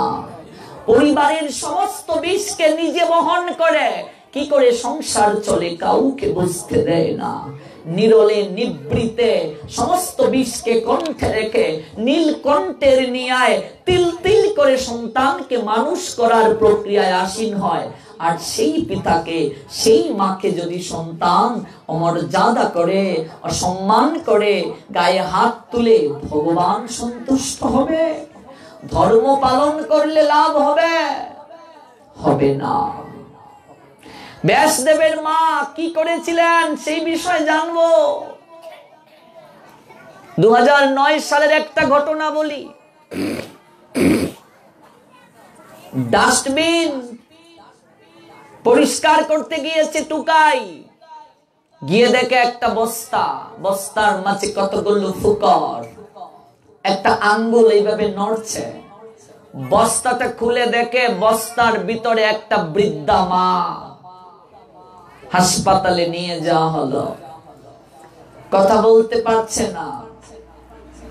ট্রিটমেন্ট দেওয়ার পর একটু সুস্থ, সাংবাদিক ব্রিফিং করছে, মা এই বস্তার ভিতরে করে কি করে তুমি আসলে গো ডাস্টবিনে? মা বলছে, বাবা আমি কিছু বলতে পারি না। গতকাল ঘুমানোর আগে পাশের রুম থেকে শুনেছিলাম আমার একমাত্র ছেলে, তার বউ আমার ছেলেকে বলছে, আগামীকাল মায়ের যদি একটা ব্যবস্থা না করো আমি তল্পা গুটিয়ে বাবার বাড়ি চলে যাব। এই কথাটা শুনে ঘুমিয়েছিলাম। কি করে ডাস্টবিনে আসলাম, কি করে হাসপাতালে আসলাম আমি তা জানি না। বুঝতেই পেরেছেন? কুলাঙ্গার ছেলে। এখন আর মায়ের দরকার নেই, তাই ডাস্টবিনে ফেলে দিয়েছে। বউয়ের কোথায়? সাংবাদিক প্রশ্ন করছে, মা তুমি সুস্থ হয়ে কি করতে চাও? দুঃখিনী মা কেঁদে কেঁদে বললেন, আমি আমার সন্তানের কাছে ফিরে যেতে চাই। ঝরঝর করে নিউজটা দেখে আমার চোখ বেয়ে জল ঝরছিল। আর মনে মনে ভাবলাম, এই পৃথিবীতে সমগ্র মায়েদেরকে, নারীদেরকে ভগবান এতটা মায়া দিয়ে জগতের বুকে পাঠিয়েছে, এতটা করুণা দিয়ে জগতের বুকে পাঠিয়েছে, এতটা স্নেহ দিয়ে জগতের বুকে পাঠিয়েছে, এতটা বাৎসল্য প্রেম দিয়ে জগতের বুকে পাঠিয়েছে, যে সন্তান মাকে আবর্জনা ভেবে ডাস্টবিনে ফেলে দেয়, সেই মাই আবার সন্তানের কাছে ফিরে যেতে চায়। আমরা সেটা বুঝি না কেন গো মা? তার কারণ কি জানো? আমরা সন্তানকে ডাক্তার বানাতে, ইঞ্জিনিয়ার বানাতে ছোটবেলা থেকে সচেষ্ট ছিলাম, এগুলোর পাশাপাশি এই শিক্ষাটা দেই নাই। Institution education is most important and impartial, but religious education is part and parcel. No existence of fables that is only universal to that topic. Institution education and religious education. Challenge to you: if you gifted your child religious education, your child begging up, but no, throwing his parents dustbin or old house. ভিক্ষা করে খাবে, মা বাবাকে ডাস্টবিনে ফেলবে না, বৃদ্ধাশ্রমে পাঠাবে না। শুনেছো কোন ভক্ত তার মা বাবাকে ডাস্টবিনে ফেলতে, কোন ভক্ত তার মা বাবাকে বৃদ্ধাশ্রমে পাঠাতে? কিছু কিছু হাইব্রিড সাধু আছে, একটু সদাচার জীবন পালন করলেই তারা মনে করে মা বাবার সেবা করার দরকার নেই। শাস্ত্র সে কথা বলে নাই, কথাগুলো বুঝতে হবে ভালো করে। পিতামাতা আমাদের প্রাথমিক গুরু, তারপর শিক্ষা গুরু, যার আনুগত্যে আমরা ভজন করেছি, তারপর শিক্ষা গুরু আমাদেরকে প্রস্তুত করে দীক্ষা গুরুর কাছে নিয়ে গিয়েছেন। হুট করে তো আর দীক্ষা নয়, ছাত্র যদি প্রস্তুত না হয়, আপনাকে বীজ দিলে সেই বীজ অঙ্কুরিত হবে না, শুকিয়ে যাবে। এই জন্য প্রথমে আমাদের ব্রহ্ম মাধবাচার্য গৌড়ীয় ধারায় প্রথমে আগে আপনার ক্ষেত্রকে প্রস্তুত করা হয়। ক্ষেত্র প্রস্তুত হয়ে আপনি যখন আচরণশীল হবেন, সদাচারী হবেন, তখন শিক্ষাগুরু আপনাকে দীক্ষাগুরুর কাছে নিয়ে যাবেন। তিনি দেখবেন আমি যোগ্য কিনা শিষ্য হওয়ার, তখন তিনি বীজ প্রদান করবেন।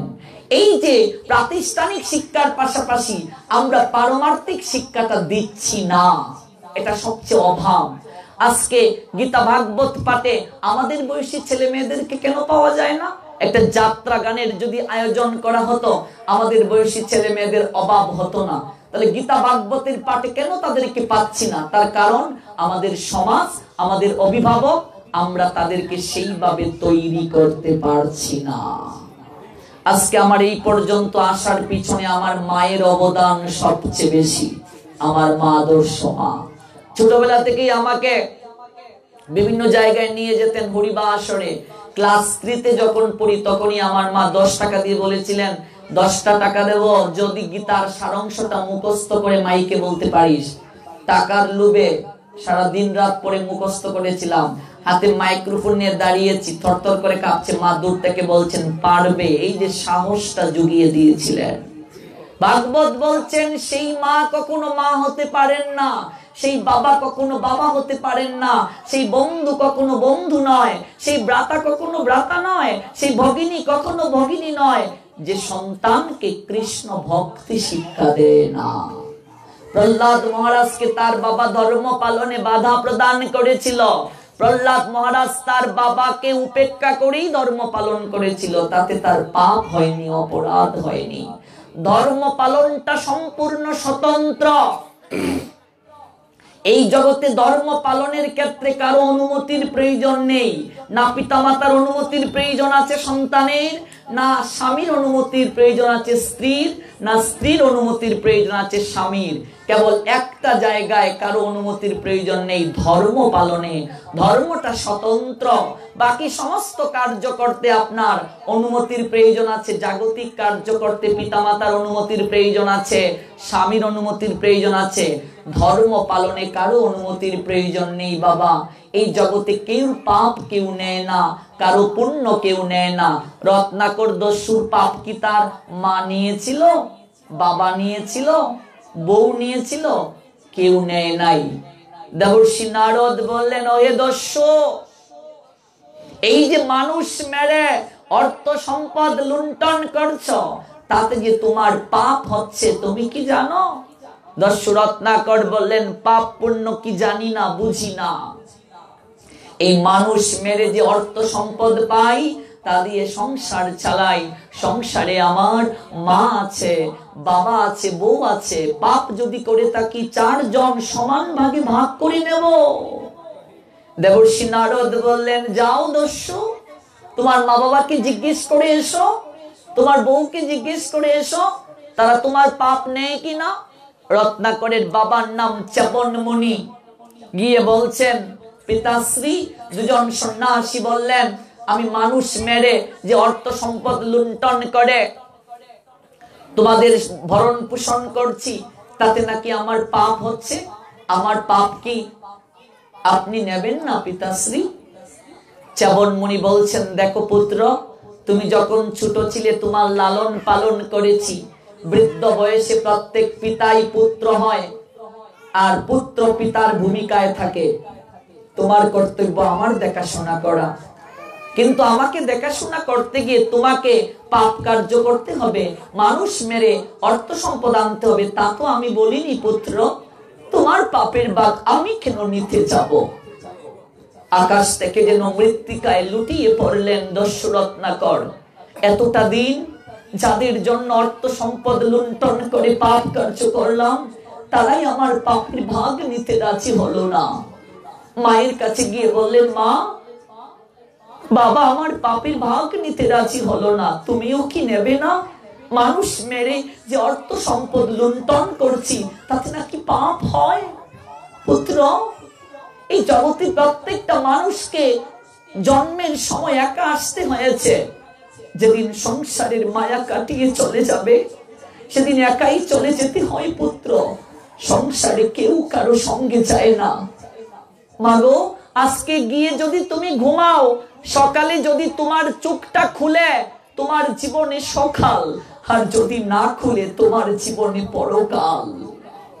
ঘুমিয়েছ গিয়ে, যদি চোখটা খুলে সকাল, নইলে পরকাল। কিসের তো অহংকার? এখান থেকে বাসায় ফিরে যেতে পারবো কিনা গ্যারান্টি নেই। এই ব্যাস আসন থেকে আমি উঠতে পারবো কিনা নিশ্চয়তা নেই। বলো হরি হরি বল হয়ে যেতে পারে। সংসারে কেউ কারো সঙ্গে যায় না। পুত্র, তোমাকে 10 মাস 10 দিন আমি গর্ভে রেখেছি। পুত্র, পাপ যদি নেয়ার কোন প্রক্রিয়া থাকতো, আমি চেষ্টা করতাম পুত্র, কিন্তু তুমি জানো না পুত্র, জগতে কেউ পাপ কেউ নেয় না। তোমার যেদিন বিদায়ের ঘন্টা বাজবে, এই প্রাণ পাখিটা যেদিন তোমার ভেতর থেকে চলে যাবে পুত্র, সেদিন আমরা কেউ তোমার সঙ্গে যাব না। তোমাকে একা একাই যেতে হবে। আচারকে মাটিতে পড়লেন দস্যুরত্নাকর। মাতা, আমাকে যদি একাই যেতে হয়, আমার পাপের ভাগ যদি আমাকেই বহন করতে হয়, মাতা, এই সারাটা জীবন কিভাবে জগৎ থেকে যেতে হবে, যাওয়ার একটা তো সৎকর্ম এখনো করিনি মাতা। সারাটা জীবন পাপ কার্য করতে করতে জীবনটাকে বিষিয়ে তুলেছি মাতা। তাহলে আমার কি গতি হবে? আমি কি করে উদ্ধার পাবো? স্ত্রীর কাছে গিয়ে বললেন, ওগো শুনছো, মা বাবা কেউ আমার পাপের ভাগ নিতে রাজি হলো না। তোমাকে না 7 পাকে প্রদক্ষিণ করে বিয়ে করেছিলাম, তুমি তো অন্তত আমার শেষের সঙ্গী হবে। বউ বলল, দুবেলা দুমুঠো খাওয়াতে পারো না, মুরুদ নেই, বিয়ে করেছিলে কেন? তোমার পাপের ভাগ আমি কেন নেব? আচারি পিচারিকে কাঁদলেন রত্নাকর। দেবর্ষি নারদের কাছে চরণে লুটিয়ে পড়লেন। দেবর্ষি, আপনার কথাই ঠিক, কেউ আমার পাপের ভাগ নিতে রাজি হলো না। দেবর্ষি, জীবনের অর্ধেক সময় পার করে দিলাম। আমাদেরও দেখুন, জীবন বেলা কিন্তু ধীরে ধীরে চলে যাচ্ছে। জীবন গগনে বেশি দিন বেলা নেই বাবা। পূর্ব আকাশ থেকে পশ্চিম আকাশে ঢলে পড়ছে জীবন সূর্য। কখন যে কার ডাক আসবে কেউ সেটা বলতে পারবে না। দেবর্ষি, অর্ধেক জীবন কাটিয়ে দিলাম, এমন করে তো কেউ কোনোদিন আমার হৃদয়কে ধাক্কা দেয়নি। আমি মহাপাপী দেবর্ষি, আমার পাপের ভাগ কেউ নিতে রাজি হলো না। আমার কি হবে গতি? আমি কি করে উদ্ধার পাবো? চরণে জড়িয়ে ধরে ক্রন্দন করছে অজুর ধারায় দস্যুরত্নাকর। ওরে, পর্বত সমান পাপ ভগবানের নামে ক্ষয় হয়ে যায় রে। বসে বসে নাম কর। এতটাই পাপ করেছিল সে, রাম নাম জপ করতে পারে না। পাপ করতে করতে জিহ্বা আড়ষ্ট হয়ে গেছে। তাই দেবর্ষি নারদ দেখলেন রাম পর্যন্ত উচ্চারণ করতে পারে না। বললেন, বসে বসে মরা মরা উচ্চারণ করো। এটাকে অভ্যাস বলছে। এই জন্য গুরুদেব আমাদেরকে জপমালা দিয়েছে। 16 মালা প্রতিদিন শেষ করতেই হবে, আরো বেশি করতে হয়। যদি পারো 1 লক্ষ করো। হরিদাস ঠাকুর 3 লক্ষ হরিনাম করতেন। এই নাম জপ করতে করতে চেত দর্পণ মার্জনম, চিত্তরূপ দর্পণ তোমার মার্জন হবে। ভবমহা দাবাগ্নি নির্বাপনম, ভবের দাবাগ্নি নির্বাপন হয়ে যাবে। মরা মরা জপতে জপতে রাম নাম আসলো, পবিত্র হলেন। এই রত্নাকর দস্যু থেকে মহামণি বাল্মীকি হলেন। কেউ পাপ কেউ নেয় না, ধর্ম পালনে কারো আদেশের প্রয়োজন নেই, স্বতন্ত্র। এই শিক্ষাটা দিলেন মৎস্যগন্ধা, যে প্রসঙ্গে আমরা এত দূর গেলাম। যার সারা শরীরে মাছের দুর্গন্ধ করত, কোন পুরুষ তাকে গ্রহণ করত না। তারও দেখে যৌবন এসেছে, সেও চায় তার একটা বিবাহ হোক, একটা সন্তান হোক, তাকে মা বলে ডাকুক, কিন্তু কোনো পুরুষ তো তাকে গ্রহণ করে না। তার বাবাকে প্রণাম দিয়ে বলছে, বাবা, কোনো পুরুষ আমাকে গ্রহণ করে না, আমিও তো চাই আমার একটা সন্তান হোক, আমি বাৎসল্য প্রেম আস্বাদন করি। বাবা দিবর বললেন, দেখো পুত্রী, তোমার দুঃখটা আমি বুঝি, আমি তোমাকে পরামর্শ দিতে পারি। এই জগতের বুকে সাধুর কৃপায় অসাধ্য কিছু সাধন হয়ে যায়। মনে রাখবে, ভগবান সরাসরি কাউকে কৃপা করে না, সেই কৃপাটা কোনো মাধ্যমে করে। মাধ্যমটা কি? ভক্ত কিংবা বৈষ্ণব। গোবিন্দ বলেন, মম বৈষ্ণব পরাণ, বৈষ্ণব হচ্ছে ভগবানের প্রাণ। বৈষ্ণব হৃদয়ে সদাময়ী করি বিশ্রাম। আর এই সাধুর যদি অমর্যাদা করা হয়, সাধুর যদি অবমূল্যায়ন করা হয়, সাধু সেবায় যদি ত্রুটি হয়, অপরাধ হবে। আর এই অপরাধ ভগবানের চরণে অপরাধের চেয়েও কঠিন। হরি স্থানে অপরাধে তারে হরি নাম, তোমার স্থানে অপরাধে নাহি কয়রান। ভগবান হরির চরণে যদি অপরাধ করে, ভগবানের দিব্য নাম কীর্তনের প্রভাবে অপরাধ স্খলিত হয়। সাধুর চরণে অপরাধ করলে ভগবানও তাকে ক্ষমা করতে পারেন না। অম্বরীশের চরণে দুর্বাসা অপরাধ করেছিলেন, ভাগবতে দেখতে পাই। মহাদেব তাকে রক্ষা করতে পারেননি, ব্রহ্মাও পারেননি। এমনকি বৈকুণ্ঠে ভগবানের কাছে গেলেন, ভগবান বললেন, অপরাধ করেছ আমার ভক্তের চরণে, যার চরণে অপরাধ করেছ তার কাছে গিয়ে মার্জনা ভিক্ষা চাও। এই জন্য সাধুর কৃপায় অসাধ্য সাধন হয়। এই গঙ্গা তীরে ব্রাহ্ম মুহূর্তে সাধুরা স্নান করেন। সাধু বৈষ্ণবেরা সূর্য উদয়ের 1 ঘন্টা 36 মিনিট পূর্বে ব্রাহ্ম মুহূর্তে স্নান করে মঙ্গলা আরতি করেন। এই গঙ্গাতে আসেন, যমুনাতে স্নান করতে আসেন। যমুনা পারাপারের দায়িত্ব নিয়েছিলেন মৎস্যগন্ধা। ওই যমুনাতে কোন ঋষি যদি আসেন, তাহলে তার কৃপায় তোমার অসাধ্য সাধিত হতে পারে। দৈব যুগে পরাশর মুনি এসেছিলেন, আর সেই পরাশর মুনিকে দেখে দণ্ডবোধ প্রণাম দিয়ে মৎস্যগন্ধা হৃদয়ের আকিঞ্চনটাকে জানিয়ে দিল। মৎস্যগন্ধার হৃদয়ের আকিঞ্চন বুঝতে পেরে পরাশর মুনি তাকে কৃপা করলেন।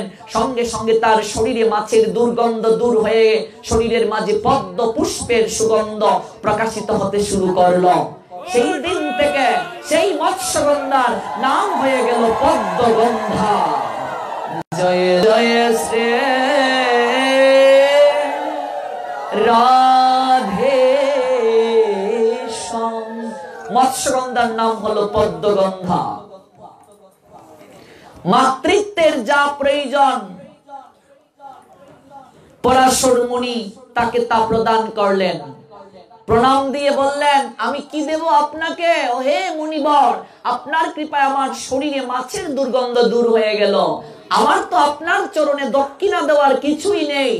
4টি জায়গায় খালি হাতে যেতে নেই। মনে রাখবেন, ভগবানের মন্দিরে খালি হাতে যেতে নেই। ঠাকুরকে প্রণাম দিয়ে ভগবানকে দর্শন করে দক্ষিণা দিতে হয়। গুরুদেবের মন্দিরে খালি হাতে যেতে নেই।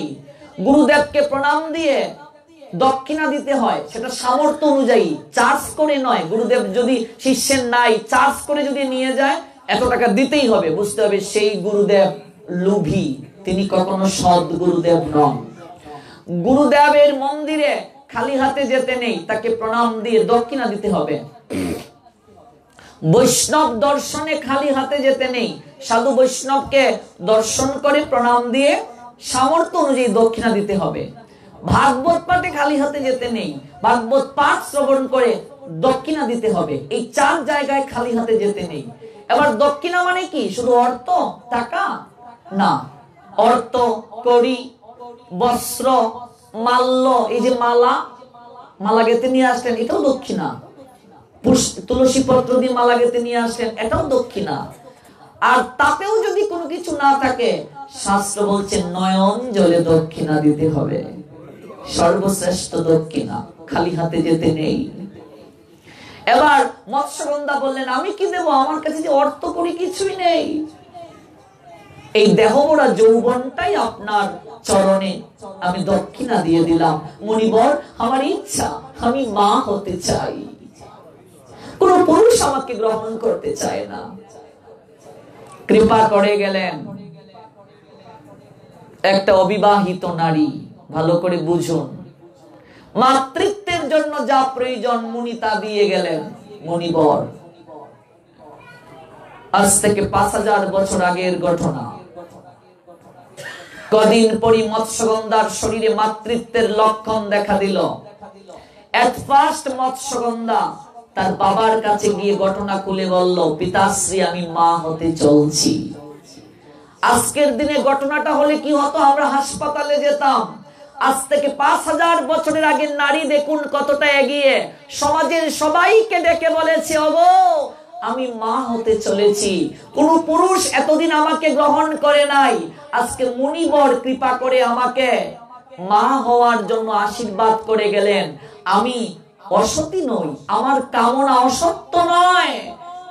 সমাজের সবাই সেদিন বললেন, দেখো মেয়েটা কত সত্যবাদী। আমি 2 ঘন্টা ঠাকুরঘরে কাটাই, ঠাকুরঘর থেকে বের হয়ে 100টা মিথ্যে কথা বলি। ভগবানের অনন্ত নামের মাঝে একটা নাম সত্য। ভগবান সত্যের মাঝে থাকেন, সত্যে যিনি অধিষ্ঠিত। এই জন্য মৎস্যগন্ধার নাম হলো সত্যবতী। এমন মা ছিলেন বলে অবিবাহিত অবস্থায় এই সন্তান জন্ম হওয়ার পর জগৎ গুরু রূপে পূজিত হলেন, যার নাম কৃষ্ণ দ্বৈপায়ন বেদব্যাস। অবিবাহিত মায়ের গড়ে জন্ম নিয়ে জগতের বুকে পূজ্য হলেন। এই সনাতন শাস্ত্র সমগ্র জ্ঞান তার কাছ থেকে পেলাম। মহাভারতে আরেকটা চরিত্র আছে, কর্ণের চরিত্র। সেও অবিবাহিত মায়ের কোলে জন্ম নিয়েছিল, কুন্তী। কুন্তী দুর্বাসা মুনিকে সেবা করে একটা বর পেয়েছিলেন। একটা মন্ত্র দিলেন দুর্বাসা, এই মন্ত্রটা জপ করে যে দেবতাকে তুমি আমন্ত্রণ করবে, সেই দেবতার প্রসাদে তোমার পুত্র সন্তান লাভ হবে। কুন্তী ভাবলেন, মন্ত্রের কোনো গুণ আছে নাকি, একটু পরীক্ষা করে দেখি ঠিক আছে কিনা। বললেন, বালিকা, মনকে চঞ্চল রেখে মন্ত্র জপ করিও না, হিতে বিপরীত হবে। সূর্য নারায়ণকে স্মরণ করে মন্ত্র জপ করলেন। সূর্য নারায়ণ এসে তার কুলে একটা পুত্র দিলেন। এই কি, আমি তো কুমারী, আমার বিয়ে হয় নাই, সমাজ আমাকে কলঙ্কি বলবে। বলছে, দেখো তুমি তো আমায় স্মরণ করেছো, আমার কর্তব্য তোমাকে উপহার দেয়া। এর নাম কর্ণ। আমার একটা তেজের অংশ ওর বক্ষের মাঝে অবস্থান করেছে, যখন আমাকে ডাকবে আমি আসবো। তিনি চলে গেলেন সূর্য নারায়ণ। এবার কুন্তী ভাবলেন, আমি কি করব? ছেলেটাকে নদীর জলে ভাসিয়ে দিলেন। সন্তানটা বাঁচবে কিনা মরবে সেই চিন্তা কুন্তী করেন নাই। নিজের সতীত্ব বজায় রাখার জন্য নদীর জলে ভাসিয়ে দিলেন। আজকে মায়ের কারণে ব্যাসদেব জগতের বুকে পূজ্য হলেন, মায়ের কারণে কর্ণ জগতের বুকে নিন্দিত হলেন। এই কর্ণ নিজের পিতৃ পরিচয়ের জন্য এদিক ওদিক ছুটাছুটি করেছে কুন্তী চুকের সামনে, অথচ পরিচয় প্রদান করেননি। আজকে পিতার পরিচয় না পাওয়ার কারণে সমাজের বুকে কর্ণ লাঞ্ছিত হয়েছে, বঞ্চিত হয়েছে, শোষিত হয়েছে, নির্যাতিত হয়েছে। একটা শিশুর চরিত্র গঠনে মায়ের অবদান সর্বাগ্রে, মনে রাখতে হবে। মায়ের অবদান, মায়ের ভূমিকা সর্বাগ্রে। এই জন্য মা যত আচরণশীল হবেন, মা যত সাধনাশীল হবেন, সন্তানের চরিত্র, সন্তানের মানসিকতা, সন্তানের মনুষ্যত্ববোধ, সন্তানের অনুরাগ রঞ্জিত হবে তত বেশি। আদর্শ সন্তান লাভের পশ্চাতে পিতামাতা উভয়ের ভূমিকা অনস্বীকার্য। তন্মধ্যে শাস্ত্র বলছেন, মায়ের অবদান সর্বাগ্রে। এই 10 মাস 10 দিন মায়ের সাধনার সময়, সাধনা যার যত বেশি পরিপক্ক হবে, সন্তান তার তত পরিপক্ক হবে। এই ব্যাসদেব হলেন মৎস্যগন্ধা ওরফে সত্যবতীর সন্তান, যার বাবার নাম পরাশর মুনি। তার নামে এই ব্যাস আসন। যে ব্যাস আসনের বর্ণনার কথা আমরা শুনলাম এবং যে আসনকে পূজার কথা আমরা শুনলাম, আমরা এই সনাতন ধর্মের হিন্দু সমাজের লোকেরা ধর্ম যে পালন করি, ধর্ম পালনের অধিকাংশ বিষয়গুলো আমরা দেখা দেখি করে থাকি, আমরা তত্ত্ব জানি না। যেমন মনে করুন গীতা ভাগবত পাঠে একটা তুলসী বৃক্ষ রাখতে হয় বলে আমরা রাখি, কিন্তু কেন রাখতে হয় অনেকে আমরা জানি না। এই যে তত্ত্ব না জেনে আমরা করছি। আরেকটা কথা মনে রাখতে হবে, ভাগবত পাঠের আগে এই সমস্ত কার্য শেষ করতে হবে। যেমন তিলক প্রদান, ভগবানের কথা যখন শুরু হবে আর তিলক দেয়া যাবে না। এগুলো সব ভগবানের কথা শুরু হওয়ার আগে করতে হবে। ভগবানের কথা শুরু হওয়ার পর এমনকি ধূপ দীপ পর্যন্ত জ্বালিয়ে দেওয়া যাবে না। আপনার তিলক দেওয়ার কারণে, ধূপ দীপ জ্বালানোর কারণে যদি কারো কথার শ্রবণে ব্যাঘাত হয়, তার সমস্ত পাপ আপনাকে বহন করতে হবে। এগুলো সমগ্র আগে করতে হবে। যখন পাঠের কীর্তন শুরু হবে, যন্ত্রে চন্দন দিয়ে সমগ্র ভক্তদেরকে গুপি তিলক পরিয়ে দিতে হবে। পিছনে যারা আসবে তারা প্রণাম দিয়ে পিছনে বসে পড়বে, তাদেরকে আর তিলক ধারণের প্রয়োজন নেই। পরীক্ষিত মহারাজ যখন ভাগবত কথা শ্রবণ করেছিলেন, 7 দিন 7 রাত্রি আহার পর্যন্ত গ্রহণ করেননি, জল পর্যন্ত গ্রহণ করেননি, এমনকি গুরুদেবের আহ্নিক মন্ত্র পর্যন্ত জপ করেননি। তাতে কি পরীক্ষিতের পাপ হয়েছিল, অপরাধ হয়েছিল? না। ভগবানের কথা যখন শুরু হবে, কেবল কায় মনোবাক্যে ভগবানের কথাই শুনতে হবে, আর কোনো কাজ করা যাবে না। আপনার হাতে যদি 2টা কলম দেয়া হয়, আপনি কি ঠিক মতো লিখতে পারবেন? Of course not. অনেকে ভগবানের কথা শুনতে এসে জপ করে, আবার ভগবানের কথাও শুনে, এটাও অপরাধ। ভক্তির 64টি অঙ্গের মাঝে সর্বশ্রেষ্ঠ অঙ্গ হচ্ছে শ্রবণার্থ ভক্তি। এই জন্য ভগবানের কথা কেবল কায় মনোবাক্যে শ্রবণ করতে হবে, আর শ্রবণের শুরু হওয়ার পূর্বে সমস্ত কার্য করে নিতে হবে। তত্ত্ব জানি না এগুলো আমরা, এই তত্ত্ব জানি না বলেই তো আজকে এই সনাতন ধর্ম আমরা দিন দিন একেবারে অবনতির দিকে যাচ্ছি। সনাতন ধর্ম পৃথিবীর সর্বশ্রেষ্ঠ ধর্ম, যে ধর্ম থেকে পৃথিবীর সমস্ত ধর্মের সৃষ্টি হয়েছে, অথচ আজকে সনাতন ধর্মের অধিকাংশ আমরা যারা সনাতনী রয়েছি, হিন্দু রয়েছি, আমরা সনাতন ধর্মের কিছুই বলতে পারি না। আজকে স্কুল কলেজে যাওয়ার পর অন্যান্য ধর্মের কেউ যদি আমাদের ধর্ম নিয়ে একটা প্রশ্ন করে, আমরা কোনো উত্তর দিতে পারি না, মাথাটা নিচু করে চলে আসি। কারণ কি? আমরা ধর্মকে রিসার্চ করি না। গীতা ভাগবত এগুলোকে ঠাকুর গড়ে রুমাল দিয়ে কিংবা লাল শালু দিয়ে বেঁধে রাখি, উপরে চন্দন চর্চিত করে তুলসী পত্র দিতে দিতে চট লেগে যায়, ভেতরে কি আছে খুলেও দেখি না। অনেকে আবার মরার পর দেখবেন গীতা বুকের মাঝে চাপিয়ে ঢাকঢোল কুলকরতাল বাজিয়ে হরি নামের মহড়া করে শ্মশানে নিয়ে যায়। জীবন দশায় যে গীতা পড়লো না, গীতার ভেতরে কি আছে খুলে দেখলো না, মরার পরে মরা বেটাকে গীতা দিয়ে কি হবে? মরা বেটাকে হরিনাম শুনিয়ে কি হবে? মরার কানে কি হরিনাম যায়? জীবন দশায় তিলক পরিধান করে না, মরা বেটাকে তিলক পরিয়ে কি হবে? এই জন্য জীবন দশায় করতে হবে। আমরা ধর্ম অনেকটা যারা পালন করি, অনেকেই দেখা দেখি তিলক দিতে হবে বলে দিচ্ছি। কেন দিতে হয়? কোত্থেকে আসলো তিলক?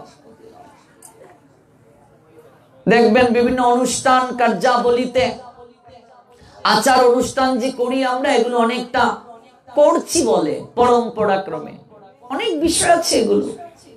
দেখবেন অনুষ্ঠান কার্যে এই যাও একটু চন্দন পিষে নিয়ে আসো, আমরা বলি। চন্দনের এমন কি সৌভাগ্য চন্দন কাষ্টের যে চন্দন কাষ্ঠ পিষে নিয়ে আসতে হবে, চন্দন কাঠ না পিষে আম কাঠ পিষে আনলে দোষ কি? প্রশ্ন আসতে পারে না? চন্দন কাষ্ঠ এমন কি সৌভাগ্য লাভ করলো যে চন্দন আনতে হবে?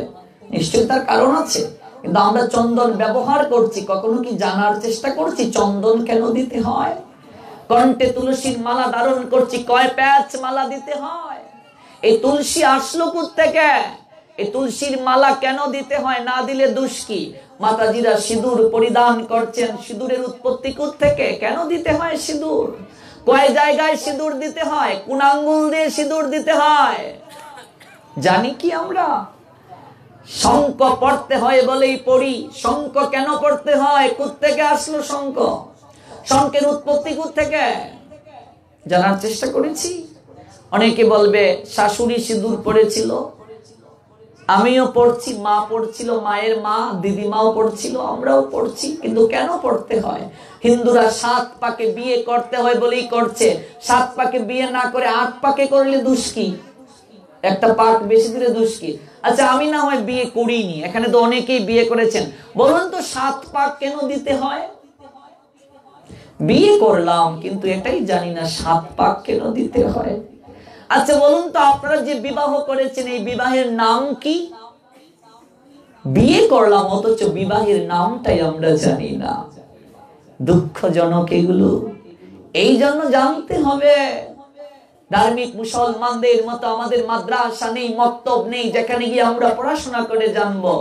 যদিও কয়েকদিনের জন্য গীতা ভাগবত পাঠের আয়োজন করা হয়, আমরা সেখানে আসারও সুযোগ পাই না। তাই আগামী কাল থেকে জাস্ট 8টায় প্রবচন শুরু হবে। 8টার আগে সমস্ত কিছু শেষ করে রাখতে হবে। গুরু বন্দনা, পাঠ, কীর্তন। জাস্ট 8টায় এসে আমি এখানে 8টা বাজার 5 মিনিট এখানে এসে আরতি করব। জাস্ট 8টায় পাঠে বসবো। আমরা সমস্ত বিষয়গুলো পুঙ্খানুপুঙ্খভাবে শুনবো।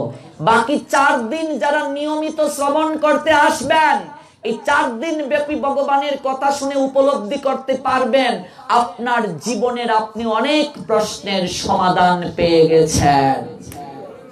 আজকে বিভিন্ন অনুষ্ঠানে দেখবেন আমরা বলি, এই আমের পল্লব নিয়ে আসো। বলি তো আমরা, আমের পল্লব কেন আনতে হয় মা? আম পাতা কেন আনতে হয় জানি না, সবকিছু জানি না কিন্তু করছি। যাও কলা পাতা নিয়ে আসো, একটা ঘট বসাবো, কলা পাতার নিচে ধান দুর্বা দেই, ঘট দেই, ঘটের উপর নারকেল দেই, তাই তো? নারকেল না দিয়ে জাম্বুরা দিলে দোষ কি? কমলা আপেল দিলে দোষ কি? নারকেল কেন দেই জানি না। সিঁদুর দাও 5টা ফুটা। কলা গাছ নিয়ে আসো, কেন কলা গাছ আনবো? প্রয়োজন কি জানি না। এই যে শুধু জানি না, না জানার মাঝে আমাদের জীবন চলছে। যতদিন যাবৎ হিন্দুরা তত্ত্ব জানবে না, ততদিন পর্যন্ত ধর্ম পালনে তাদের রুচি থাকবে না, শ্রদ্ধা থাকবে না।